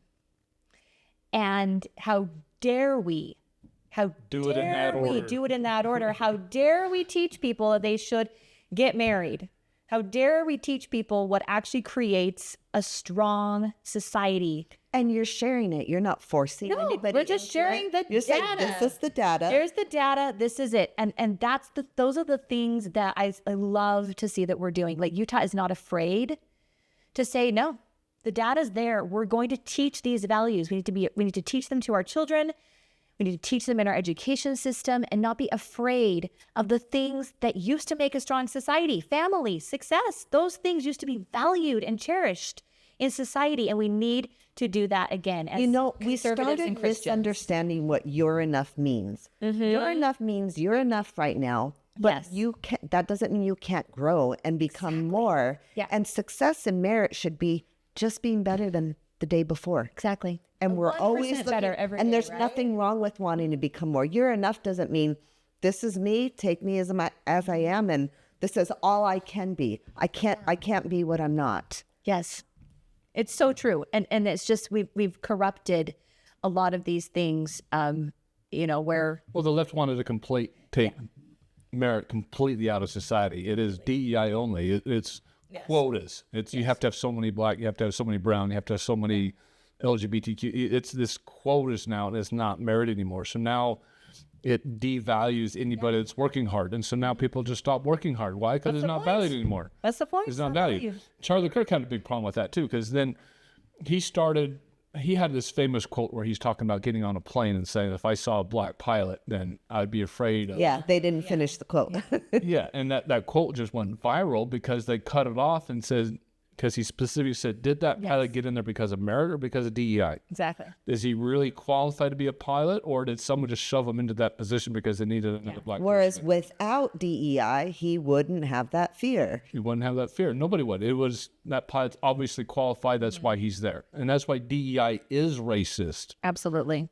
And pushing that down in our schools is becoming more prolific. And they're trying to disguise it between CRT and DEI and trying to mix the terminology of what it ethnic is. Studies is another, like, cloak phrase. We have to be culturally sensitive in our teaching, culturally sensitive teaching. Like, these are some of the words that are being used rather than just saying, hey, and also in the mental health space, the fact that we use trauma-based, ACEs-based education systems, those are also another form of DEI, because it's saying that every single child has certain victim classes, and based upon those victim classes and victim statuses, that they should be educated differently, rather than saying everyone has problems and everyone should be able to achieve and rise to the highest level.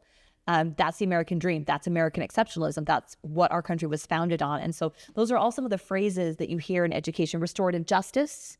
Restorative justice is another one. In fact, the USBE just removed all of its terminology to restorative justice recently. Jenny Earl led that initiative in rural. It's really awesome that we're cleaning house on that one too. But it's going to take some time to trickle down. Again, like, we do things at the top and it takes a lot of time. It takes time for it to trickle into the education system. And then it takes time for parents to recognize, hey, you know what? My kid shouldn't be pulled into some sort of like apology circle when they're the one being bullied, and then they have to face the bullier and apologize to the bullier for how they're feeling because they were bullied. Like, that needs to stop in education. This is the restorative justice cycle. That these like victim circles, and that we need to be reporting when those things are happening in our education system, and making sure that we make sure these things aren't happening any longer, because it's all being removed at the top levels. Is just getting it implemented throughout the system. But all of those things are versions of DEI. Passing the all laws versions and of then DEI, enforcing them. Yeah. You've got, up on your website, you've got some great stuff going on. Yeah. So if we go looking up your website at Utah Parents United, and I think I'm at, just so anybody who wanted to can follow along, I think if you went to Parent Resources and then you click down to CRT in Utah schools. Yes. I found this page incredibly fascinating. Yeah. So we're going to go through a few of these quotes, but I wanted to scan down here and discuss this one particularly. So, recent equity and diversity training for Utah educators, and then you refer that over to a YouTube video. I watched this YouTube video, and I tried my darndest to get through most of it. I mean, I was dying. I was like, just trying not to fall asleep. It was the most boring, horrific thing I've ever listened to, but I'm like, I got to hear what they're talking about. So it was a struggle. But it was also shocking. Like, they're really teaching this to our Utah educators. It says Utah educators. It was their training. Educators, yes. These are the trainings. And she was pulling the training from Harvard. And she mentioned a specific website on Harvard where you can go and take these tests. Yeah. So I'm like, let's find out. So I literally clicked over to Harvard, clicked on these tests, and I took 2 of the tests myself. Microaggressions test? The microaggression test. I took one on LGBTQ, and I took one on between Muslims and Jews. Yeah. And I'm like, they're asking these questions, and they're trying to literally shame you into believing a certain way, because it's a word association, an image association between LGBTQ and good and bad. Bad things, good things, right? Yes. And the way they asked the questions, the question itself was just a hint of positivity. One was for LGBTQ being good, and you could see the slight hint. There was obvious hint of negativity, anything that was against that. Propaganda at its finest, right there. And it was even more prolific when I took the Muslim-Jewish one, because he says when you're identifying with Jews, you're identifying with Muslims. It says the questions were damning of the Jews, just way damning. I'm like, that's not even the same type of question, because all the questions from the Muslims were incredibly positive. Muslims do all this. Do you believe in this? And it was just these horrific questions just damning the Jews are these money mongers and have all this type of money. They talk about would you be more comfortable getting paid from a Jew or from a Muslim? Or do you think a Jewish or Muslim would be more philanthropic or something like that? And it was just this damning thing. I couldn't get through it because it kept telling me my answers were wrong. It says anytime it's wrong, this X pops up on the screen. I'm like, so it forced you to answer a certain way. And this is on Harvard. You must be racist. Well, And she was in this thing telling that our Utah educators, you guys need to. She's specific. You guys need to go this way. She puts it up on a large screen. You guys need to go here and take some of these. Yes. To our Utah educators. I'm like, well, let's see. And I just took 2 of them, and there's like 20 of them on there. Wow. And I'm like, this is insane. This is exactly what I'm talking about. Like, this is the perfect example of this top-down approach into Utah. And it's actually interesting. Do you know who sends us these things? Teachers. Teachers who get sent to these trainings. And these are good teachers, conservative Christian. Why is Harvard teaching our teachers here in Utah? And they're sitting in these trainings and they're like, you guys need to know about this. Like, one of the they get them all the time. They're like, this is insanity. Liberal colleges in this country is teaching our educators. Teachers. And it's our educators who are reporting it to us going, this is wild. Like, what is happening? And so there's this massive disconnect again between Utah values and Utah education and what the national agendas are bringing down into our state, and our administration does nothing to stop this. And none of the teaching, these parents know about this. I didn't know about this until I clicked on it. I'm like, what? Yeah. And we're trying to, the USBE has changed rule and is trying to do things to make sure these types of trainings don't happen. But again, like they can't track every single school district's training. There's 45 school districts in the state. Now there's more because Alpine split, and we have, so the USBE, be able to track every single training of every single school district. So we really are reliant on teachers, parents. We're reliant on parents, we're reliant on people who are seeing this and going like, whoa, like this type of training shouldn't be in our schools. We shouldn't be using Harvard. We shouldn't be, telling our teachers they should be anti-Semitic. Like this is no good. It wasn't even telling them to be anti-Semitic. It was telling them to be anti-Islamophobic. Yeah. And I'm like, no, that's wrong. Because people, Sharia law cannot be in the United States, period, end of story. No. And that was very pro Islam and Sharia on this thing coming from Harvard. And I was like, no, I'm telling you, parents, go to the website, go to Utah Parents United, click on parent resources, go down to the CRT and watch this video. You're going to snore through it. But it's real. It's real. And listen to what she's saying. Click over to that link and just see what our parents or our teachers are being taught. Yeah. It was insane. I just took 2 of the tests is all I took. And I couldn't go through it anymore. I'm like, no, this is completely against everything I believe in. I would sure as heck hope it would be like our college students, our college conservatives that came on that said, we know how to answer the test so that we pass, but we don't believe in this. I hope teachers are. Yeah, I've had conversations with my kids' teachers. Hey, I don't want my kids being taught social emotional learning. And, I want to see all of the curriculum of your social emotional learning and, then opting my kid out with certain stuff. And most of the teachers I engage with, especially the older generation teachers, they're just like, oh, I hate that oh my gosh, this is such a pain. I do as little as I possibly can. And we try not to do it. And I try really hard. We only do it for like 10 minutes on Friday because I really hate it.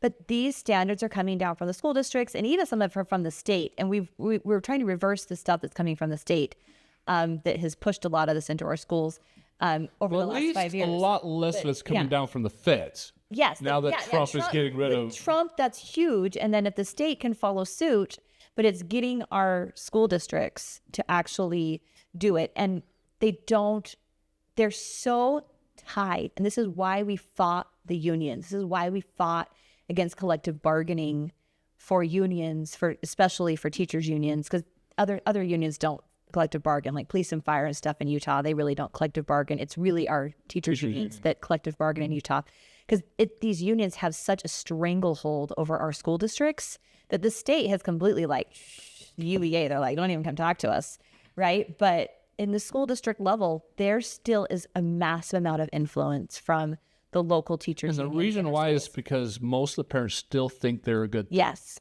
Yeah. And it's just, Yes. And I mean, Because if they're not, then you hate teachers. then you hate teachers. Yeah, like we hate teachers. You know, I'm a teacher well, hater. it's as Here bad I as am. SB My 54, friends right? are teachers. People do I not love realize. are teachers, but I hate them. I hate teachers. No, we're very clear. We support teachers, but we do not support unions. And we're And just supporting go less the watch school Becky districts. Pringle. Just go watch that Becky Pringle clip again, and you'll know exactly why we don't support unions. So yeah, that's one of the problems we have to tackle. We had to repeal HB 267 because the NEA spent $3 million in our state to get those signatures, and like Utah Parents United worked on that campaign, the Kids Not Unions campaign, and in like we're funded by parents. Like we're funded with like $5 donation here, a $10 donation here. We're all volunteers in our organization. We literally just do this because we feel so strongly that someone has to step in and try and save public education. Like the majority of our kids are educated there. It's more about the agenda, right? We could just abandon public education, but then we just cave to the global agendas that are taking our schools away. So someone has to be there. Someone has to be there to fight. Someone has to push back.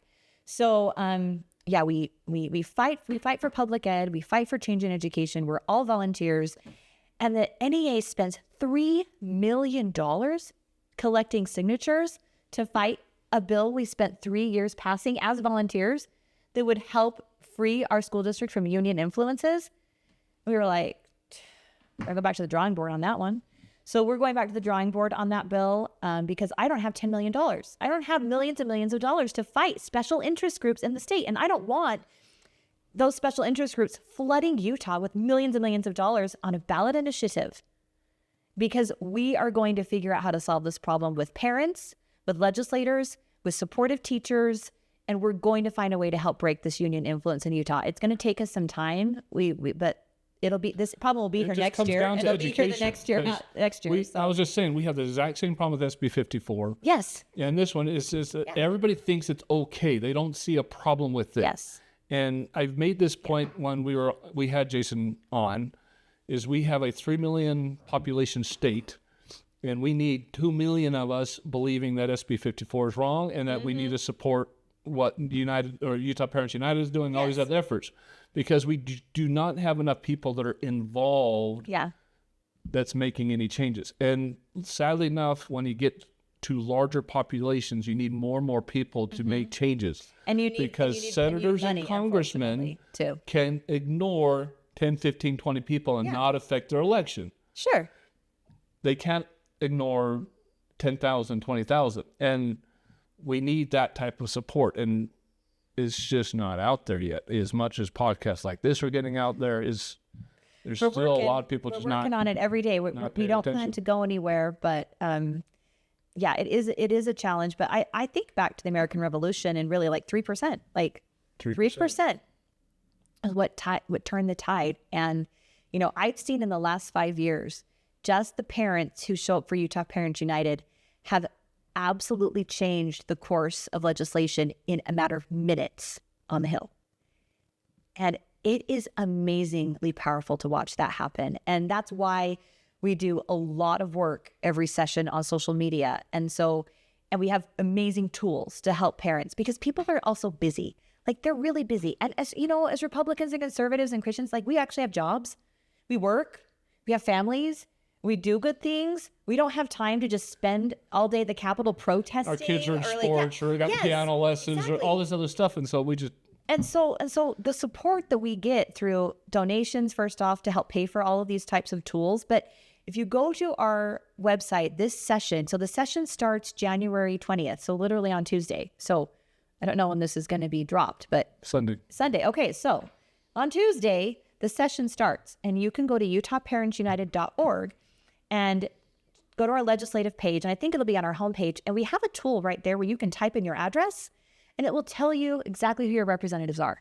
Perfect. So you can get to know who they are. And then it lets you text them or email them right from the web page. So you don't even have to open a separate email box. Like, we're just going to make this super easy. And you can say, hey, I want to support bipartisan elections for school boards. I really support getting technology out of schools.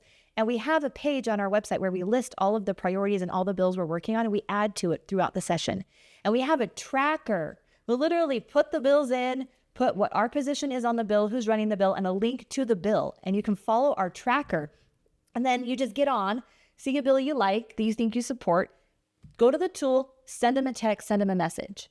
And it's so cool to see the engagement. And then the other thing that's really awesome is when you join our text messages. So there's a little click, you click the message, the box to get our text messages, and it will actually pull up your text message and then join. You just hit send and you will automatically join our text messages. Now we use those as alerts throughout the session. So last year we were passing the bill to get rid of fluoride, Stephanie Grishia's bill. So awesome. And we had this moment where the Senate committee had decided to table it and not vote for it. It was wild. I mean, we got on this thing all the way through. We knew it was going to pass, and this one committee was going to table this bill. And so we sent out a text to our network, and then we sent it to all the conservative grassroots like Eagles and Jen Brown, like all these groups. And now we'll add you guys to our network. And within 5-10 minutes, Stephanie's calling me, can you stop the alert? I'm like, no, it's gone. She's like, the senators are pissed. Their phones are flooded. They can't even do anything. It's just ding, ding, ding, ding, ding, ding, ding. And I'm like, I'm sorry. And I'm like, okay, well, then I'm like, actually, this is kind of fun. So we did. We sent out another text and said, hey, you guys did it. You did it. Like, you don't have to keep sending text messages anymore because they're flooded. And lo and behold, guess what? All of them voted to remove fluoride from the water. Shocking, right? It passed committee. We passed the bill. But oftentimes these special interests that are on the Hill, like if it's a lobbyist or some person or some random superintendent, they get in the heads of our legislators and they forget who they represent. They seriously forget. It's the good old boys club. A lot of the time they forget who they represent. But when you are following along, when you're engaged in the tools and you just send a simple text at the right time, we have watched it turn the tide up on the Hill. It's amazing. You have a rubrics after so you can see how your lawmaker voted? Yes, you can go right now to Utah Parents United and see the tracker from last year. And actually, you could probably show them. Yeah, just tell me where it's at. So there's a legislative page on there. 2025 legislative session. 2025 legislative session. And you got bill transfer, you got legislator scorecard, parental rights, legislative scorecard right there. Homeschool legislation and committee to contact list. Yeah, I love amazing. those. I love the scorecard. So you can pull up the scorecard and see how your legislators scored last session on our scorecard. A lot of them are up for re-election this year. And then we'll do another scorecard next year. We're celebrating 5 years of Utah Parents United this year. I know, it's amazing. We're going to have a big gala dinner celebration this year, but we'll be doing 5-year cumulative scores for legislators this year so you can see how they've done over the last 5 years of parents' rights legislation. So all of this really does make a difference. And it may not be that 10, 20, 30 thousands of parents, but 3%. We were talking that last week with Jason too. Is it you only need 3%. We need 3%. And we definitely make a difference in the legislation. And the ed tech one, we're going to need parents writing. No, before we started the podcast, you were saying you're not going to believe what's going on with these tablets. So kind of go over what's going on with the tablets. I'm going to have you pull something up on Instagram for everybody. Go to Instagram and go to G-rated school. And it is insane what these moms, these 2 moms in Canyons. In fact, I'm going to have them on a podcast soon. Allie and Liz, they're Canyon School District moms, and their story is that like one of their kids was sent a Google Doc, and most parents don't know. So we got it up. So what are we looking for? Yeah. So this first video, that one right there. Yep. Watch this.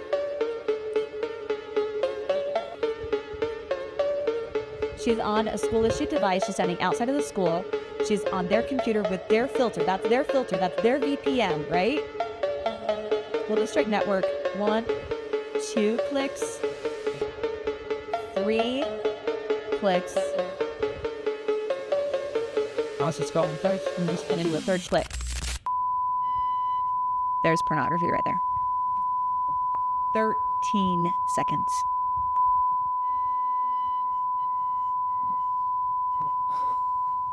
So go follow this page. The filters don't work. Nothing works. These kids have access to it like in 3 clicks on a school-issued device. So we're handing these kids these tablets. Google and Apple make billions of dollars with every single kid in the United States of America on these devices. And they're sitting in the back of the classroom gaming and watching porn instead of learning. I mean, like, we have friends that substitute teach, and my friend Kathleen, she was substitute teaching in Granite, and she's like walking around the back of the classroom, and like the whole back row, they're all just gaming. They're just gaming, and she's like, so like, is this like normal? You guys just like game every day, like every class? Or like, she's like, or is this because I'm here as a substitute? They're like, no, this is what we do every day. This is what we do. We just sit back in the class and game on our computers. And putting those filters on is not hard. Well, the thing is, the kids get through the filters. So I was saying, like, with the Google Docs, like, our kids have access to Google. They have access to Google Docs. Kids can share secret Google Docs with each other the teachers don't have access to. And there's Google Docs that have lists of all of the websites that get around the filters and instructions of how to download VPNs onto the computers to get around the filters. And they share these documents on the very devices that are supposed to be for our kids learning. Like, this is what's happening in our classrooms. And even the apps and even the things that are supposed to be designed for education are not actually teaching our kids to learn. So a great example is like the typing games, the typing apps, right? So it's like, we're going to make education more fun by gamifying everything. So you're going to go, instead of going down to the computer lab and pulling up the little screen, you know how we learn to type, and you have a little shield over your hands. And I actually think I did it on a keyboard. I don't even think I had a computer yet, but I did it on a typewriter. You know, on a typewriter, yeah, like the typewriter. That's what I'm saying. I think I was in a typing lab. But even you know, like my older daughter, who she's in her early 20s, so she was pre-computers, and she remembers learning how to type on an actual like computer, right? And you have to. I remember typewriter with whiteout. Yes. Having to fix it because I had to turn it in and I had to fix my error. Fix your errors, I know. So this mom was like, her daughter came home and she had the keyboard typing award for the class. She's the fastest keyboard kid in her class typing. And she's like, this is awesome. It's not such a good skill to know how to type on a keyboard. And then she was watching her daughter type later, and her daughter's like this on the keyboard, just like pecking at it. And she's like, she's just pecking fast. Wait a second. How did you win the thing? She's like, oh, Mom. She's like, yeah, I found out that if I just tap the numbers really quickly, that I get the highest score in the class. I'm like, okay, so we're completely undermining the learning process when we just gamify the entire system. And then we know what's happened with kids and attention spans, with tapping and the dopamine hits. Like, all the research is there to support us pulling tech back. Like, all the research is there. And the only people who want to keep the tech are the administrators. The teachers are perfectly fine if we get rid of it, but administrators love the tech. They love it. It's free. They get lots of deals from the tech companies, and it collects all the data. So they have all of this data on every single kid in their school, from kindergarten all the way through 12th grade. They can pull all this data, and then they can make these massive data dashboards, and it's so fancy. Does a parent ever have data on how their kid's doing? The teachers? But this is about collecting data. It's about ease of use. It actually doesn't support the actual learning that's happening in our system. And we know that because there's a flat line. We've invested $120 million in tech. We've seen zero improvement. Well, the same problem's happening with parents. I mean, there's a tablet parenting nowadays. Yes. Where I'm too busy, here's a tablet. Agreed. And so it's not just the schools. It isn't just the schools, but we have to attack it as parents, but we have to have the education system go there with us. And we need the support. So the bill we're running is actually going to reduce or like eliminate screens in K through 3. Kindergarten through 3rd grade, we won't have any screen-based learning. And I haven't found a single person other than administrators who are opposed to that. just makes sense. Teach them how to read and write on paper and with little manipulatives and little cute reader books. Let's get them back to reading and books. So what we did. We didn't have a worked. choice back then. Yeah, it worked. And we had Jared Cooney. We had Horvath. encyclopedias back then. We had Dr. Jared Cooney Horvath came out. So the Child First Policy Center is leading these bills here in Utah. It's a new policy center here in Utah that's going to be focused just on education technology and fighting big tech here in the state. And that's because we're not afraid of big tech here in Utah. We keep passing awesome bills like the App Store Accountability Act, which puts parents in control. I want to just pull that one up. It's so cool. It's such a cool bill. But they're running these bills, so you can check them out at the Child First Policy Center, like Facebook, Instagram. So this one passed. Hey, this is Uriah Kennedy with the God and Country podcast. And they're one of the main reasons why I live in the Rocky Mountains in Utah is because there is nothing I enjoy more like getting out in the great outdoors. I absolutely love getting out there and camping, hiking, fishing, everything with my family. We do that every single year. Throughout the winter months, we're up there snowmobiling. The summer months, we're out there RVing or ATVing. We absolutely love it. It's the best time of the year we have together as a family.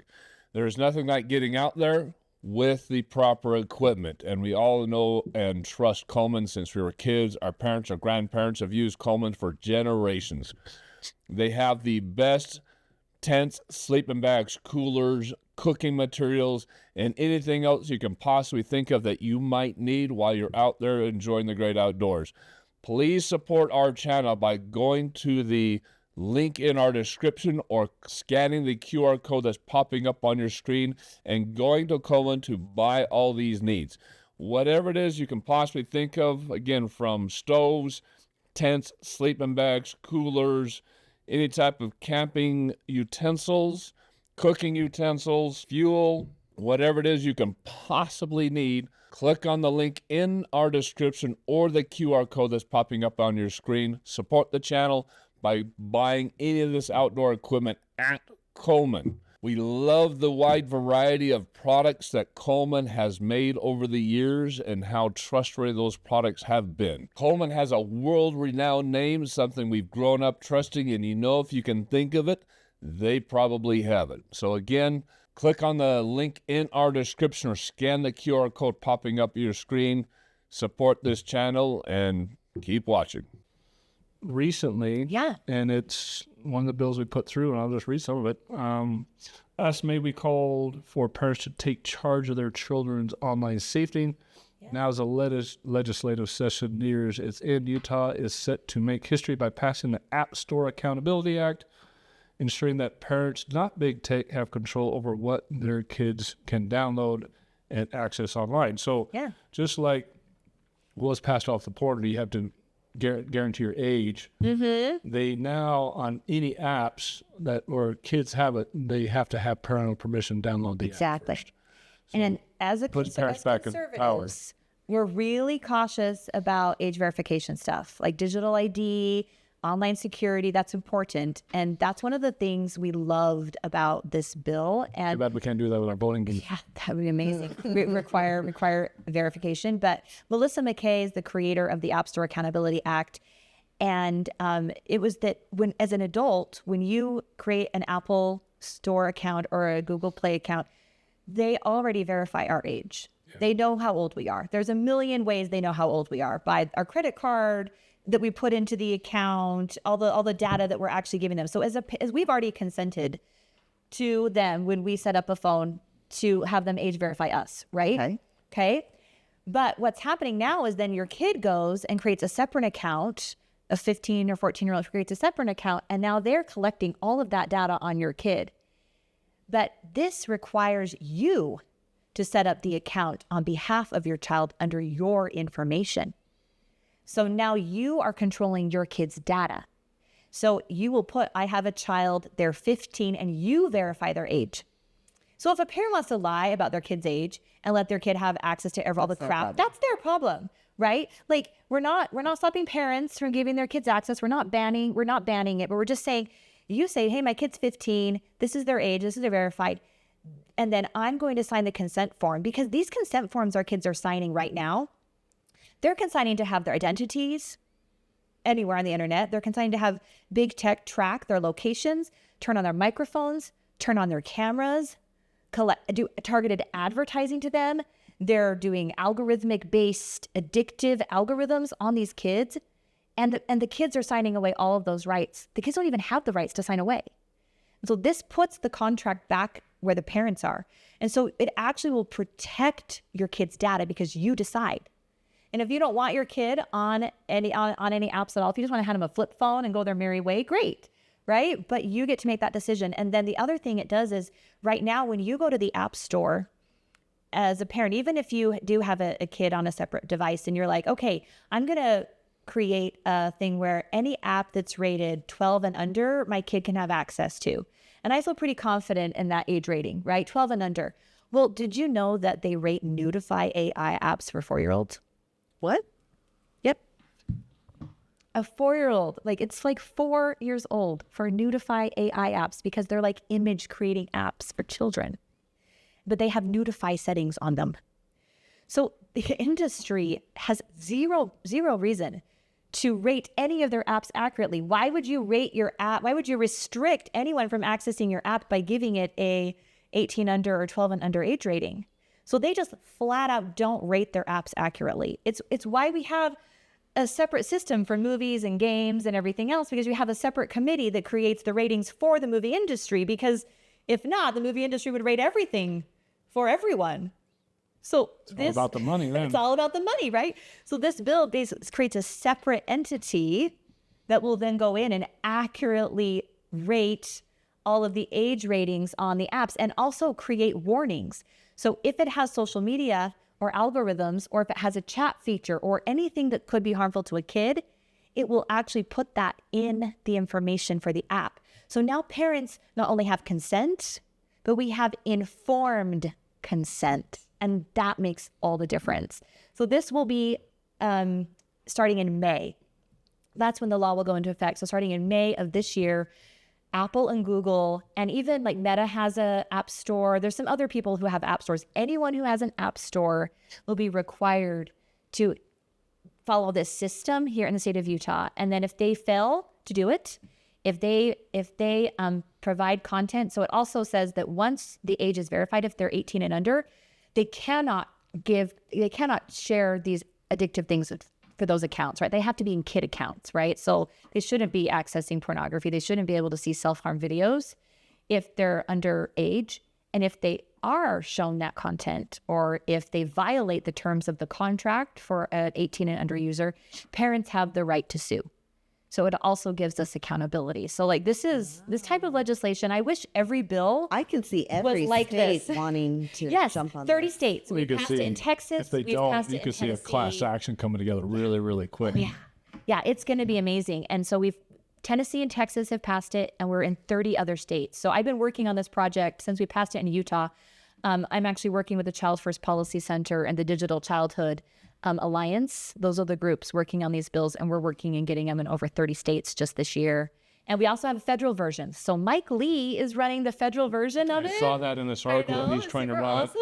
So everybody go support Mike Lee. Learn about the App Store Accountability Act. And it's just really, really cool that we did this first in Utah. Again, we had the biggest lobbyists, like Google, Apple, like we had at one of the committee hearings, and I'm not kidding, we had a room full of parents and we all gave testimony. And then they went to open it to online comment. And I'm trying to remember who the committee chair was. Anyway, he was just laughing because he's like, you guys, he's like, we're going to limit online to 2 comments. He says, because since we started public comment to now, we now have over 45 people from DC online to speak against this bill. It is lined up the lobbyists on the call. And the chair was so great. He's like, we're not even gonna listen to him. He's like, nope. Not even gonna do it. Outside influence. No outside influences. We so there are some places where Utah's really good about fighting against the lobbyists, and that's when it comes to big tech. Yeah, so. Corinne, you're not going to be Utah Parents United anymore. It's just going to be Parents United.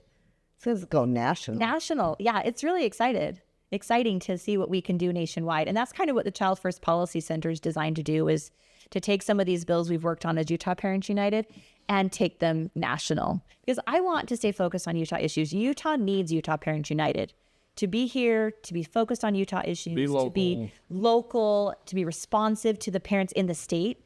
But we do want to see what we're doing here impact I'd every love to kid. see Utah Parents United bigger than UEA.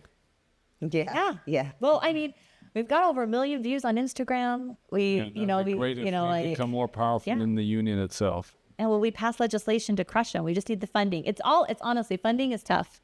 So every little dollar from parents does make a difference. But $3 million to convince people to sign a referendum on a bill. Which is crazy how woke and how agenda driven that is. Yeah, it really is.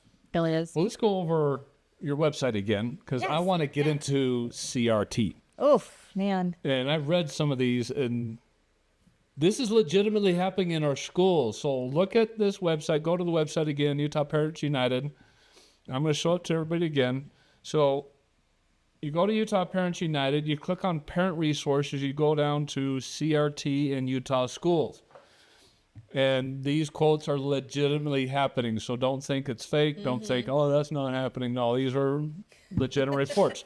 So we're going to read a few of these and get commentary, because I think a lot of these things are quite shocking. They are. So the first one is Alpine School District. So I'm originally from Provo, but all my family's in Alpine right now. My parents, my brothers, we all grew up in Alpine. So they all attend the Alpine School District. So in the 9th grade, honors English class, the teacher handed out paperwork which extolled the virtues of reparations and then asked the students to write an essay on the topic. Only one side was presented, the pro-reparation side. How do you write an essay on controversial subject when you are only exposed to one side?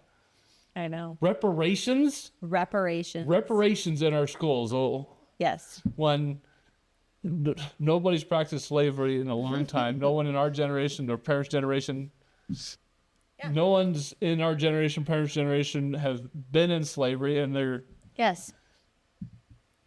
so this is DEI. Oh, good, because it's on that's steroids. all it's Steroids. about is I had a mom show me a test where all they had done is you had to write why and answer why the founding fathers were so awful, such awful humans. Oh, Columbus Day. Don't even be started on Columbus. well. There's a Columbus Day one on here. Yes, All right, exactly. trust me, we'll get to the Columbus Day. I'm like, what? Yeah. All right, Cache County. My freshman was asked to write an article based off opinion whether it was appropriate or inappropriate to kneel during the national anthem. Obviously inappropriate. Colin Kaepernick thing that happened. The and then we get teacher to would talk about not it. allow them to find their own sources and provide it. How do you not allow it? You're supposed to be helping them go out and get Learn stuff. how to Your think for research. themselves. Yeah. You're not freedom of speech, freedom of the press. Anybody ring a bell here? Nope. Not allowed to go get anything. So the teacher would not allow them to find their own sources and provided 3 articles for reference. 2 of the 3 articles were in favor of kneeling, and the other article only gave a tiny bit to back up my daughter's opinion about it being inappropriate. We asked the teacher if we could find credible sources to back up her argument. She finally agreed, but then backtracked later and was mad at my daughter didn't just use her source. She was offended. She was offended. How dare you not trust me as the educator on this topic? Yeah, How do you dare not let me indoctrinate you? Going. So, when we started collecting these stories, again, it's that problem. People just don't think it's happening here in Utah. And so we put out a call to all the parents in Utah, and we said, we need your stories. Like, we keep saying this is happening because people are telling us it's happening, and no one will believe us. And the same with the sensitive books, right? Same with the pornographic books. Same with what's happening on the laptops, Oh, they right? love spinning that. You have to have the evidence in your hot little fingers or no one believes you. But even when we talk about it, because when people talk about kitty litters in bathrooms, they're like, oh, that's not really happening. that's not really happening. And yet, so this is why, like, getting this evidence and actually having these stories is what makes change. It's what helps us make a difference in the state. And like, let's put out another call right now to parents watching. You can email us anything that is happening in your kid's school to story@utahparentsunited.org. And it goes to a special folder, and we go through it, and we collect all the stories, and there's a form. You get your information and whether you want your information disclosed or not with the story. But we love to take these stories. We take them to legislators. We post them on our website with permission. Everyone, all have permission to share. Because really it is the evidence that makes the difference. Like, it really makes a difference. And these are real stories, happened in Utah schools. I guarantee you, I'll report back. After this is my home school district now. After I So post this, Davis how School many District. more stories are going to show up in our inbox? Our kids are in Because it's Davis still School District. My kids are. My last child is in a charter school, but still Davis School District. Yes. We had problems with our geography class almost immediately. Her teacher was proponent of Black Lives Matter. Mm-hmm. What does Black Lives Matter doing in our schools? What does that have to do with geography? Nothing. And what does it have to do with geography? Exactly. Yeah. And pushed her political beliefs and ideology on her students daily. Mm-hmm. My husband is a police officer, and one discussion in particular was very troubling to my daughter. I emailed the teacher as well as the principal of the school. The teacher tried to sweep it under the rug, though she did not send me a recording of the discussion. I was more upset after watching it because it was a very political discussion. Guess along? Yep. Totally. And I felt that the environment created by the teacher did not allow students to express opinions that were different. My daughter tried it first, but it was a very hostile environment. Yep. How's anything hostile in a classroom? I never heard a word from the principal. We removed my daughter from this school at the end of the term. Yeah. So I moved my daughter out of a school when she took a science test. It was a computer-based test, and there was 3 answers for who created the universe: the Big Bang, an explosion, and an explosion. Like 3 different words for Big Bang. And she's like, first, why is this on a test? And so she went to the teacher. She said, I can't answer any of these questions. And the teacher's like, sorry, you have to pick one. And she's like, well, I'm not going to mark any of these questions. God created the universe. And the teacher's like, well, there's nothing I can do. If you don't answer every single question on the test, you will fail the test. Because it was a computer-based program. And so I was like, oh, this is easy. We're just out. So I just pulled her out of the science class, and we put her in an online science class in a really, really good school.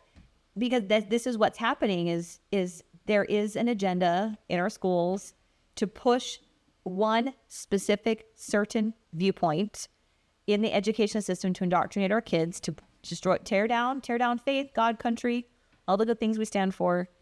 And honestly, most of the time, parents, you just pull your kids out. Just get them out of the education system, and then help us fight to make it better. This is the worst one I've seen so far. And this one is... I'm ready. This one is where they're classifying kids. And privilege walk. Like the privilege walk one, and where they're literally ranking your kids and demeaning others in open classroom. I was like, open classroom. I would be livid if this happened in my classroom, because people are like, oh, that's not that bad. And I hate that. That's not that bad attitude, because you're not seeing the deeper meaning behind what they did in this classroom. How the kids in the back of the classroom are now less than everybody else. And it's this victim. The victim pyramid. The victim pyramid, right?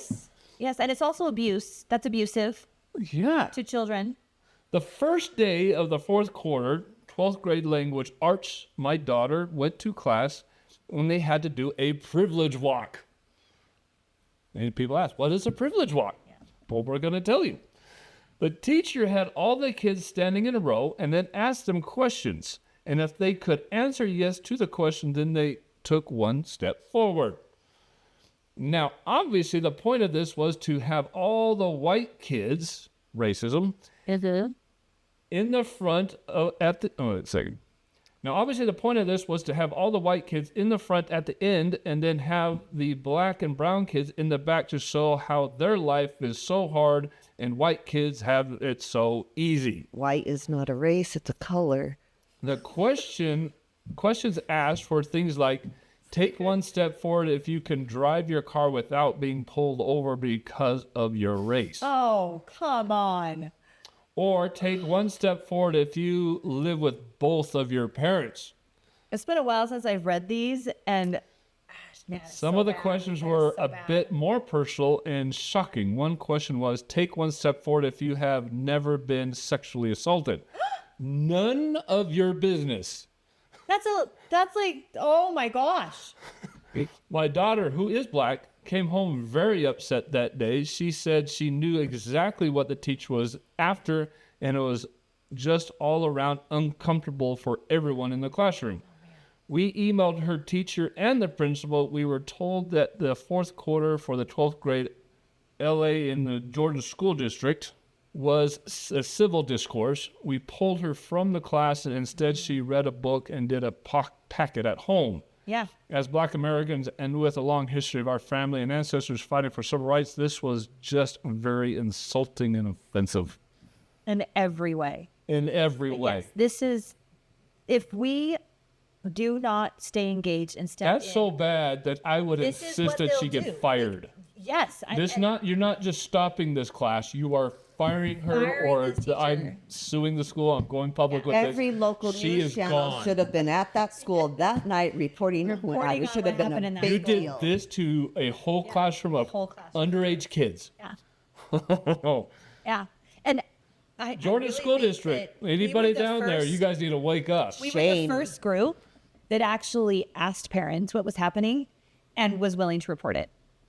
And I think that's what like completely blew up everything in Utah when around DEI and CRT is, that created some of the laws that we're still trying to enforce to this day, is because no one was reporting this. No one cared that this was happening to our kids. And Well, the funny thing is about had to this, step this in. whole list, is the Jordan School District is the only school where you guys have 2 quotes on here. Every other school district only has 1. Jordan has 2. yep. During Black History Month, our librarian at our school decided to share a controversial book with elementary age students, 3 through 6 grade. She shared the book called "The Book is Anti-Racist." I can tell you, after hearing my 5th grader talk about the book, and after researching the book myself, I found that the book was, in fact, the very opposite. The book is loaded with anti-white semantics, as well as activism and standing up to adults in your life. Standing up to Horrible book. adults? Yeah. I mean, So no respect for authority now? or- no respect for authority. This book is anti-racist. It is so racist. So it's not just one of the teachers within Jordan Yes. School, but now a librarian within Jordan School District. So what's going on with the Jordan School Actually, District? in Jordan School District, they actually had an equity director that ended up getting fired or resigned at some point because it got so bad. Somebody And the is community hiring them, councils and and they're the hiring parents, them yeah. with an agenda Yes, in mind. they were hiring them. They were hiring them intentionally to drive this in our schools. So it's not just the teacher and the librarian. There's somebody in authority there's- that has an agenda. there's video that's footage. specifically hiring people. There's video footage of it in Jordan School District. This person, I can't remember their name now, but there was an undercover reporter that went into Jordan School District to this equity thing and uncovered this teacher doing this stuff, and then they ended up getting fired or resigned in Jordan School District. It was so bad. Yeah, it was so bad. But again, these people kept getting hired, and the equity departments that they were forming. Every single school district has an equity department. Every single school district has these peoples. And that's why we are still watching it, because we might have removed equity from, being legal in Utah schools, DEI, but it's cultural sensitivity. It's other things that we're still watching. So we need parents to continue to stay engaged and share what's happening in Utah schools even now, because this is what happens if we're not watching. Yeah. If we're not engaged, they will, it is so brazen. It is so brazen. You think it's just the big cities? Look at here. No. This is the last one we'll do, but this is Nebo School District. Yeah, Little Nebo School District. In Little Nebo. In both my students' honors English classes, the class was asked which of the classics they'd be interested in reading. Interestingly, both classes said that they wanted to read To Kill a Mockingbird, which is one of the greatest books I've ever. I made my kids read that one because The it's so best good. book.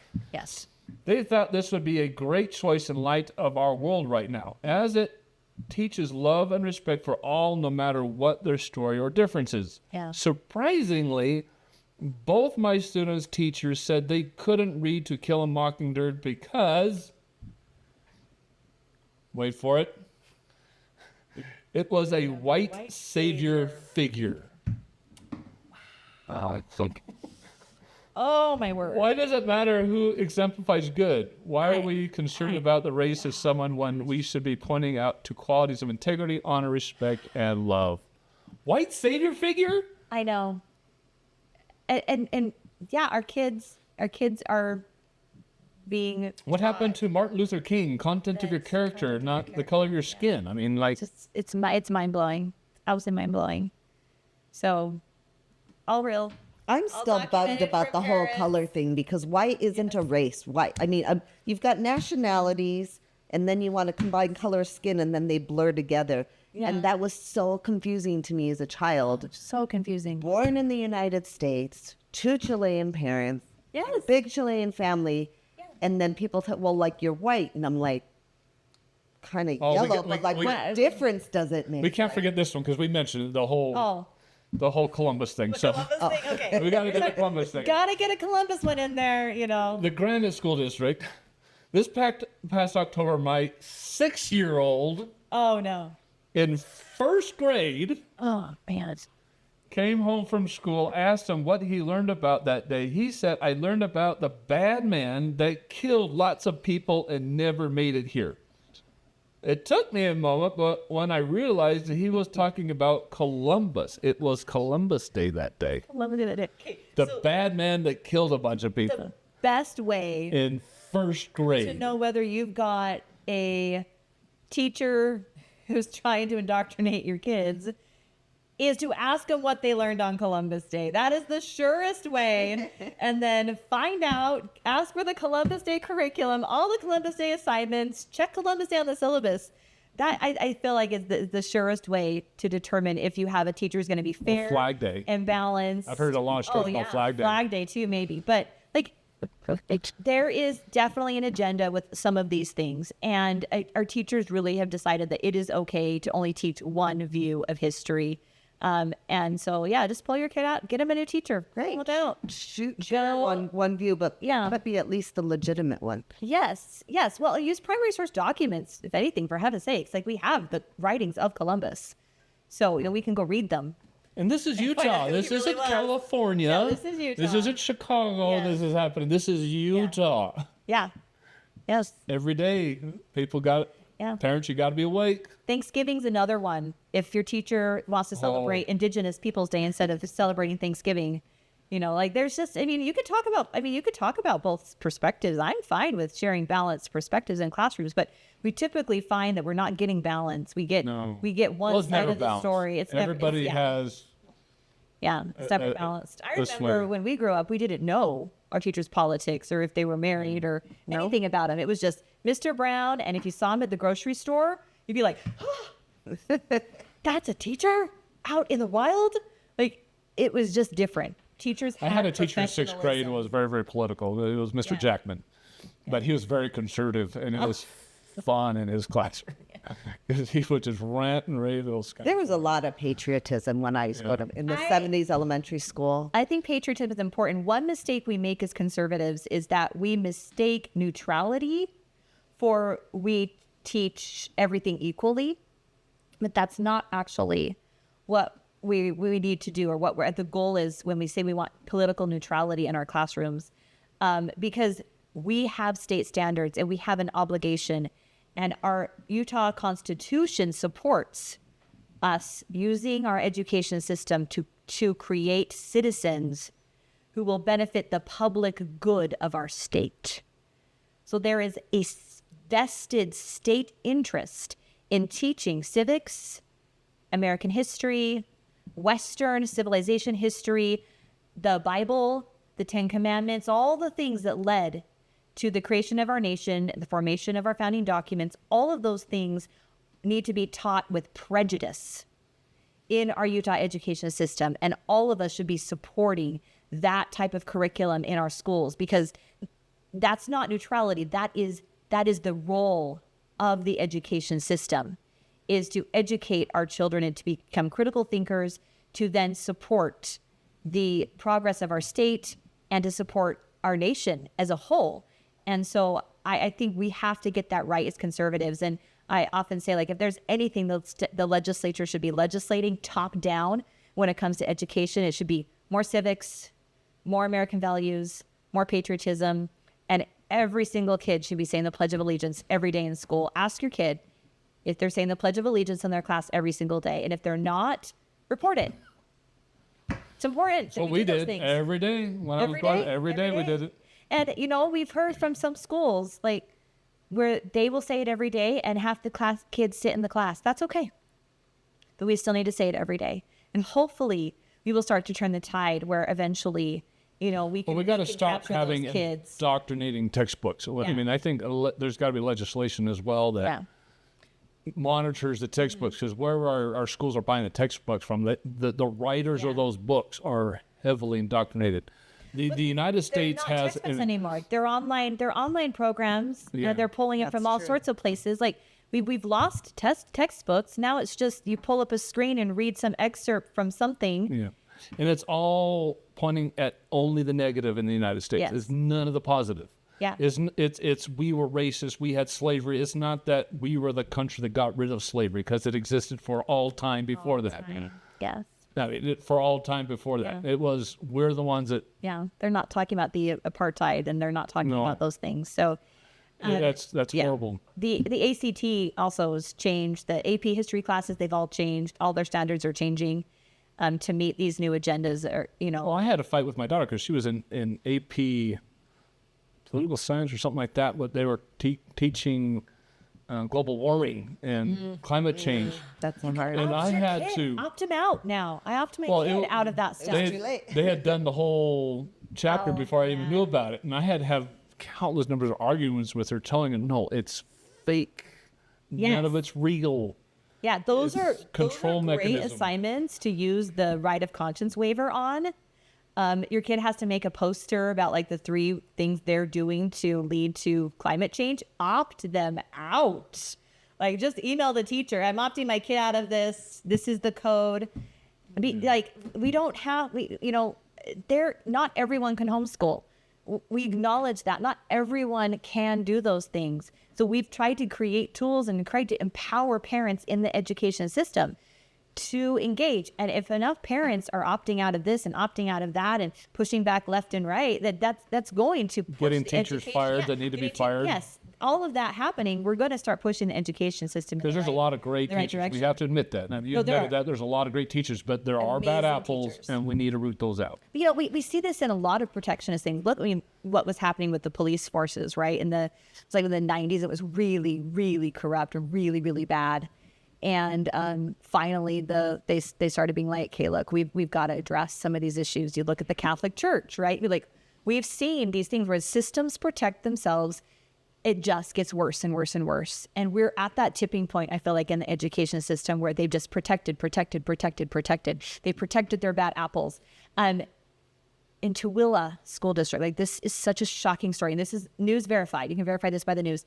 There was a teacher who was charged with sexual abuse of a girl. He was fired from his position, or I think he was just suspended without pay or whatever. They go to the hearing, and here's this girl who's been abused, allegedly abused, and she's sitting there with her family facing her alleged abuser. And on the bench, sitting behind this teacher, are the Tooele District administrators. Supporting him. And Supporting him. I couldn't even believe it. And he was charged with the crimes. I can check the news story. I think he pled.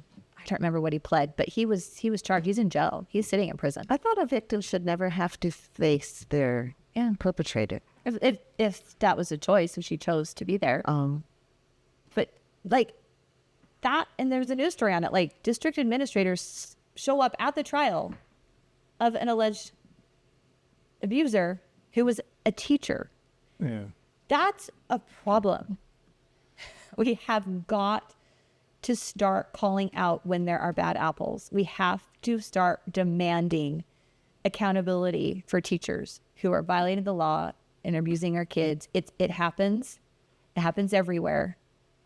But when the school districts become so protectionist around themselves and their culture and their money, that we have they think that anytime something bad happens, it reflects on them. Yeah, no. They don't separate them from the teachers. They would do better to separate themselves. Like the good teachers, if I was a good teacher, I'd be mad. I'd be like, stand with the good teachers. Stop protecting the person that's going to give my profession a bad name.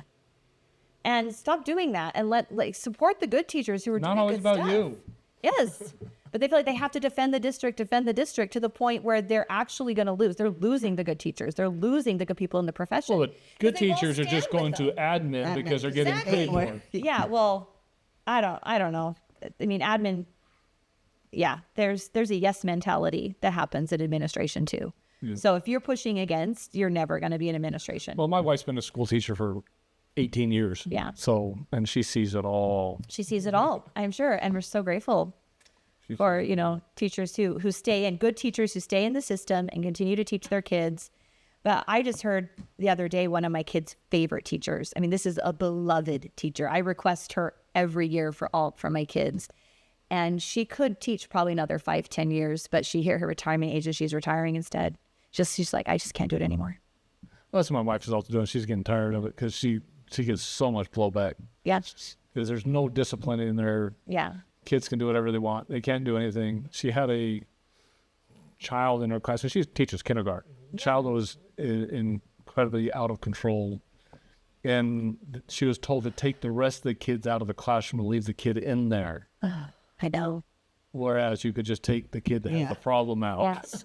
Yes. And they said that's the district rule, is you take everybody else out and you leave the kid in there. I'm like, that's kind of bass backwards. And we're working, there's legislation to work on that too. There's a bill that was run a while ago to start trying to shift these practices. Like someone has to say, hey, let's not do this anymore. A month ago. Right, yeah. No, but someone has to say at the top, let's not do this anymore, and then get it down to the schools. So unfortunately, we've had to go top down with education. It should be, let's support our teachers and go up, right? Yep. It should be, we have good people in the classrooms, let's support them. But we have not been able to do that. We've had to go top down and to try and solve some of these problems. And it never works as well. It's slow, it's difficult, accountability is hard. What do you do in the meantime? Like, so you got a kid in the classroom literally what is your breaking stuff, throwing stuff around, and you're supposed to all just leave and just let them destroy the classroom while you just wait for the policy to change, right? Yeah. Like it's really difficult. It's a really difficult way for our teachers. Like my heart goes out to our teachers and what they're dealing with while they're waiting for someone to actually take action and support them anymore. It's really, really, they can call difficult. the parents in, but they can't. It's really, really difficult now. But we're working on changing that. That's this restorative justice piece that came in, and we're working on making changes there. But again, like, it moves so slow. Instead, could we just support our teachers? Could administrators just go in and support teachers? Yeah, that would be nice. But we don't see that. Admins are too afraid of the district. They're too afraid of the district. And then the district, So it's I hear the stories every single day. She comes home fuming. A few days, and I just hear it all. Yeah.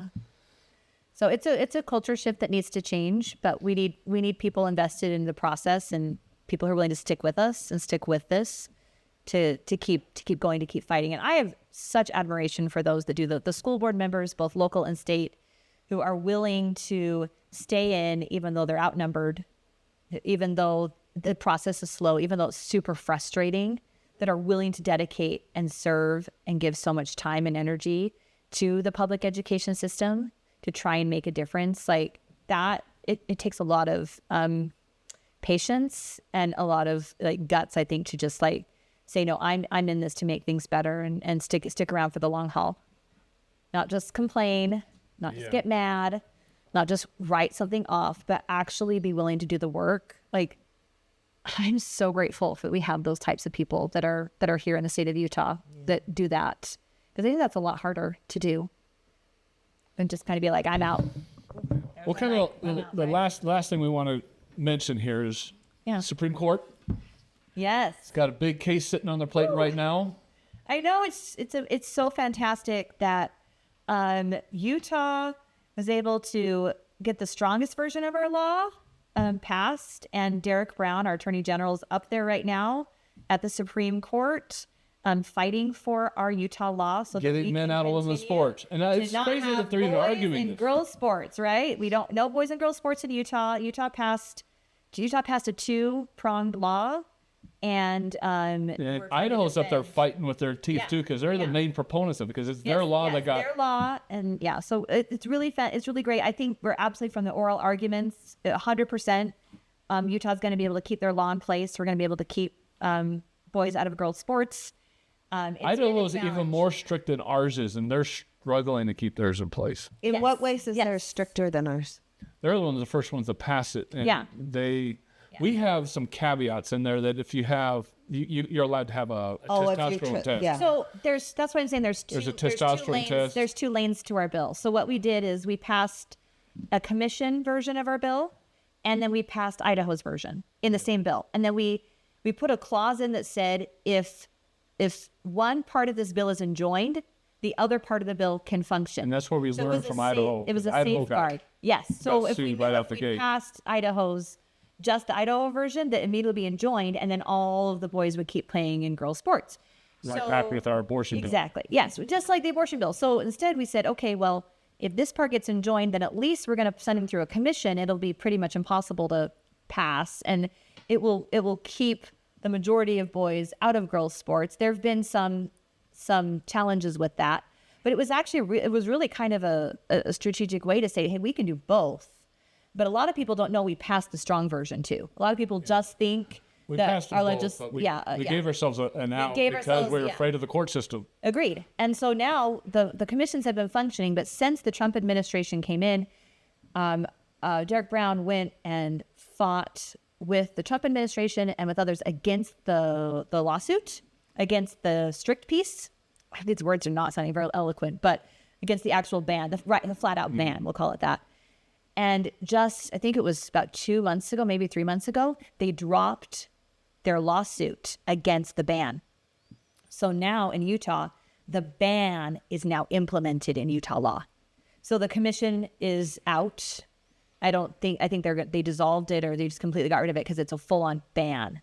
Yeah, and that's what Supreme Court's and that's what the Supreme Court is now deciding. So we need the Supreme Court to fall in favor of our ban, and then that ban will stand in Utah, and we'll be able to continue to have that Now, strong. the oral arguments were pretty good on our side. They were. But the other side gave up some pretty strong ones too. But being as conservatives, our courts are, we're hoping it goes our way. But there's no ruling on that yet. No ruling. And if for some crazy reason it doesn't uphold our ban, we can at least put back in the commission and keep protecting our girls as best we can. It's really, not the best solution. It's gonna be a landmark decision. But it's gonna be. I think it will come down in our favor. Yeah, it's gonna be a massive decision when it comes out. That's gonna make worldwide news. It's gonna be amazing. I mean, but this is exactly why I'm a big Trump fan. The justices he got on the Supreme Court, and the way he has fought for parents, it's just amazing. And it's fantastic. We'll love the day when Department of Education is actually completely abolished. gone. We need Congress for that. We need Congress for that. If you want that to happen, you've got to write your congressman. You got to have. Well, the problem is administrator here in Utah. A Democrat from Utah, which is going to kill that. But we need to get rid of Prop 4 completely. We need to have.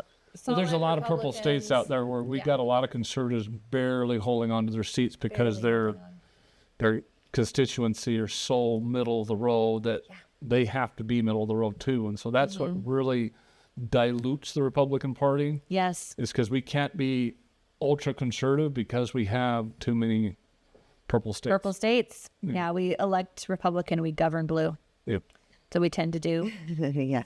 We do. I mean, that's just a reality. It happens in Utah as well. It's been happening for a while. But that's why Prop 4 is important, to repeal that so we can have 4 Republicans, because if we want to abolish the Department of Education, that has to happen from Congress. My favorite thing Trump has done, though, just yesterday, whole milk back in public school for lunch.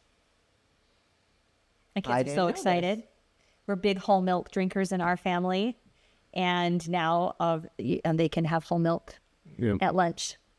It's just like the only milk. You should be drinking raw milk or whole milk. That's my opinion on it. If you don't have the amino acids, the fat, You're not going to absorb the calcium. You might as well drink water.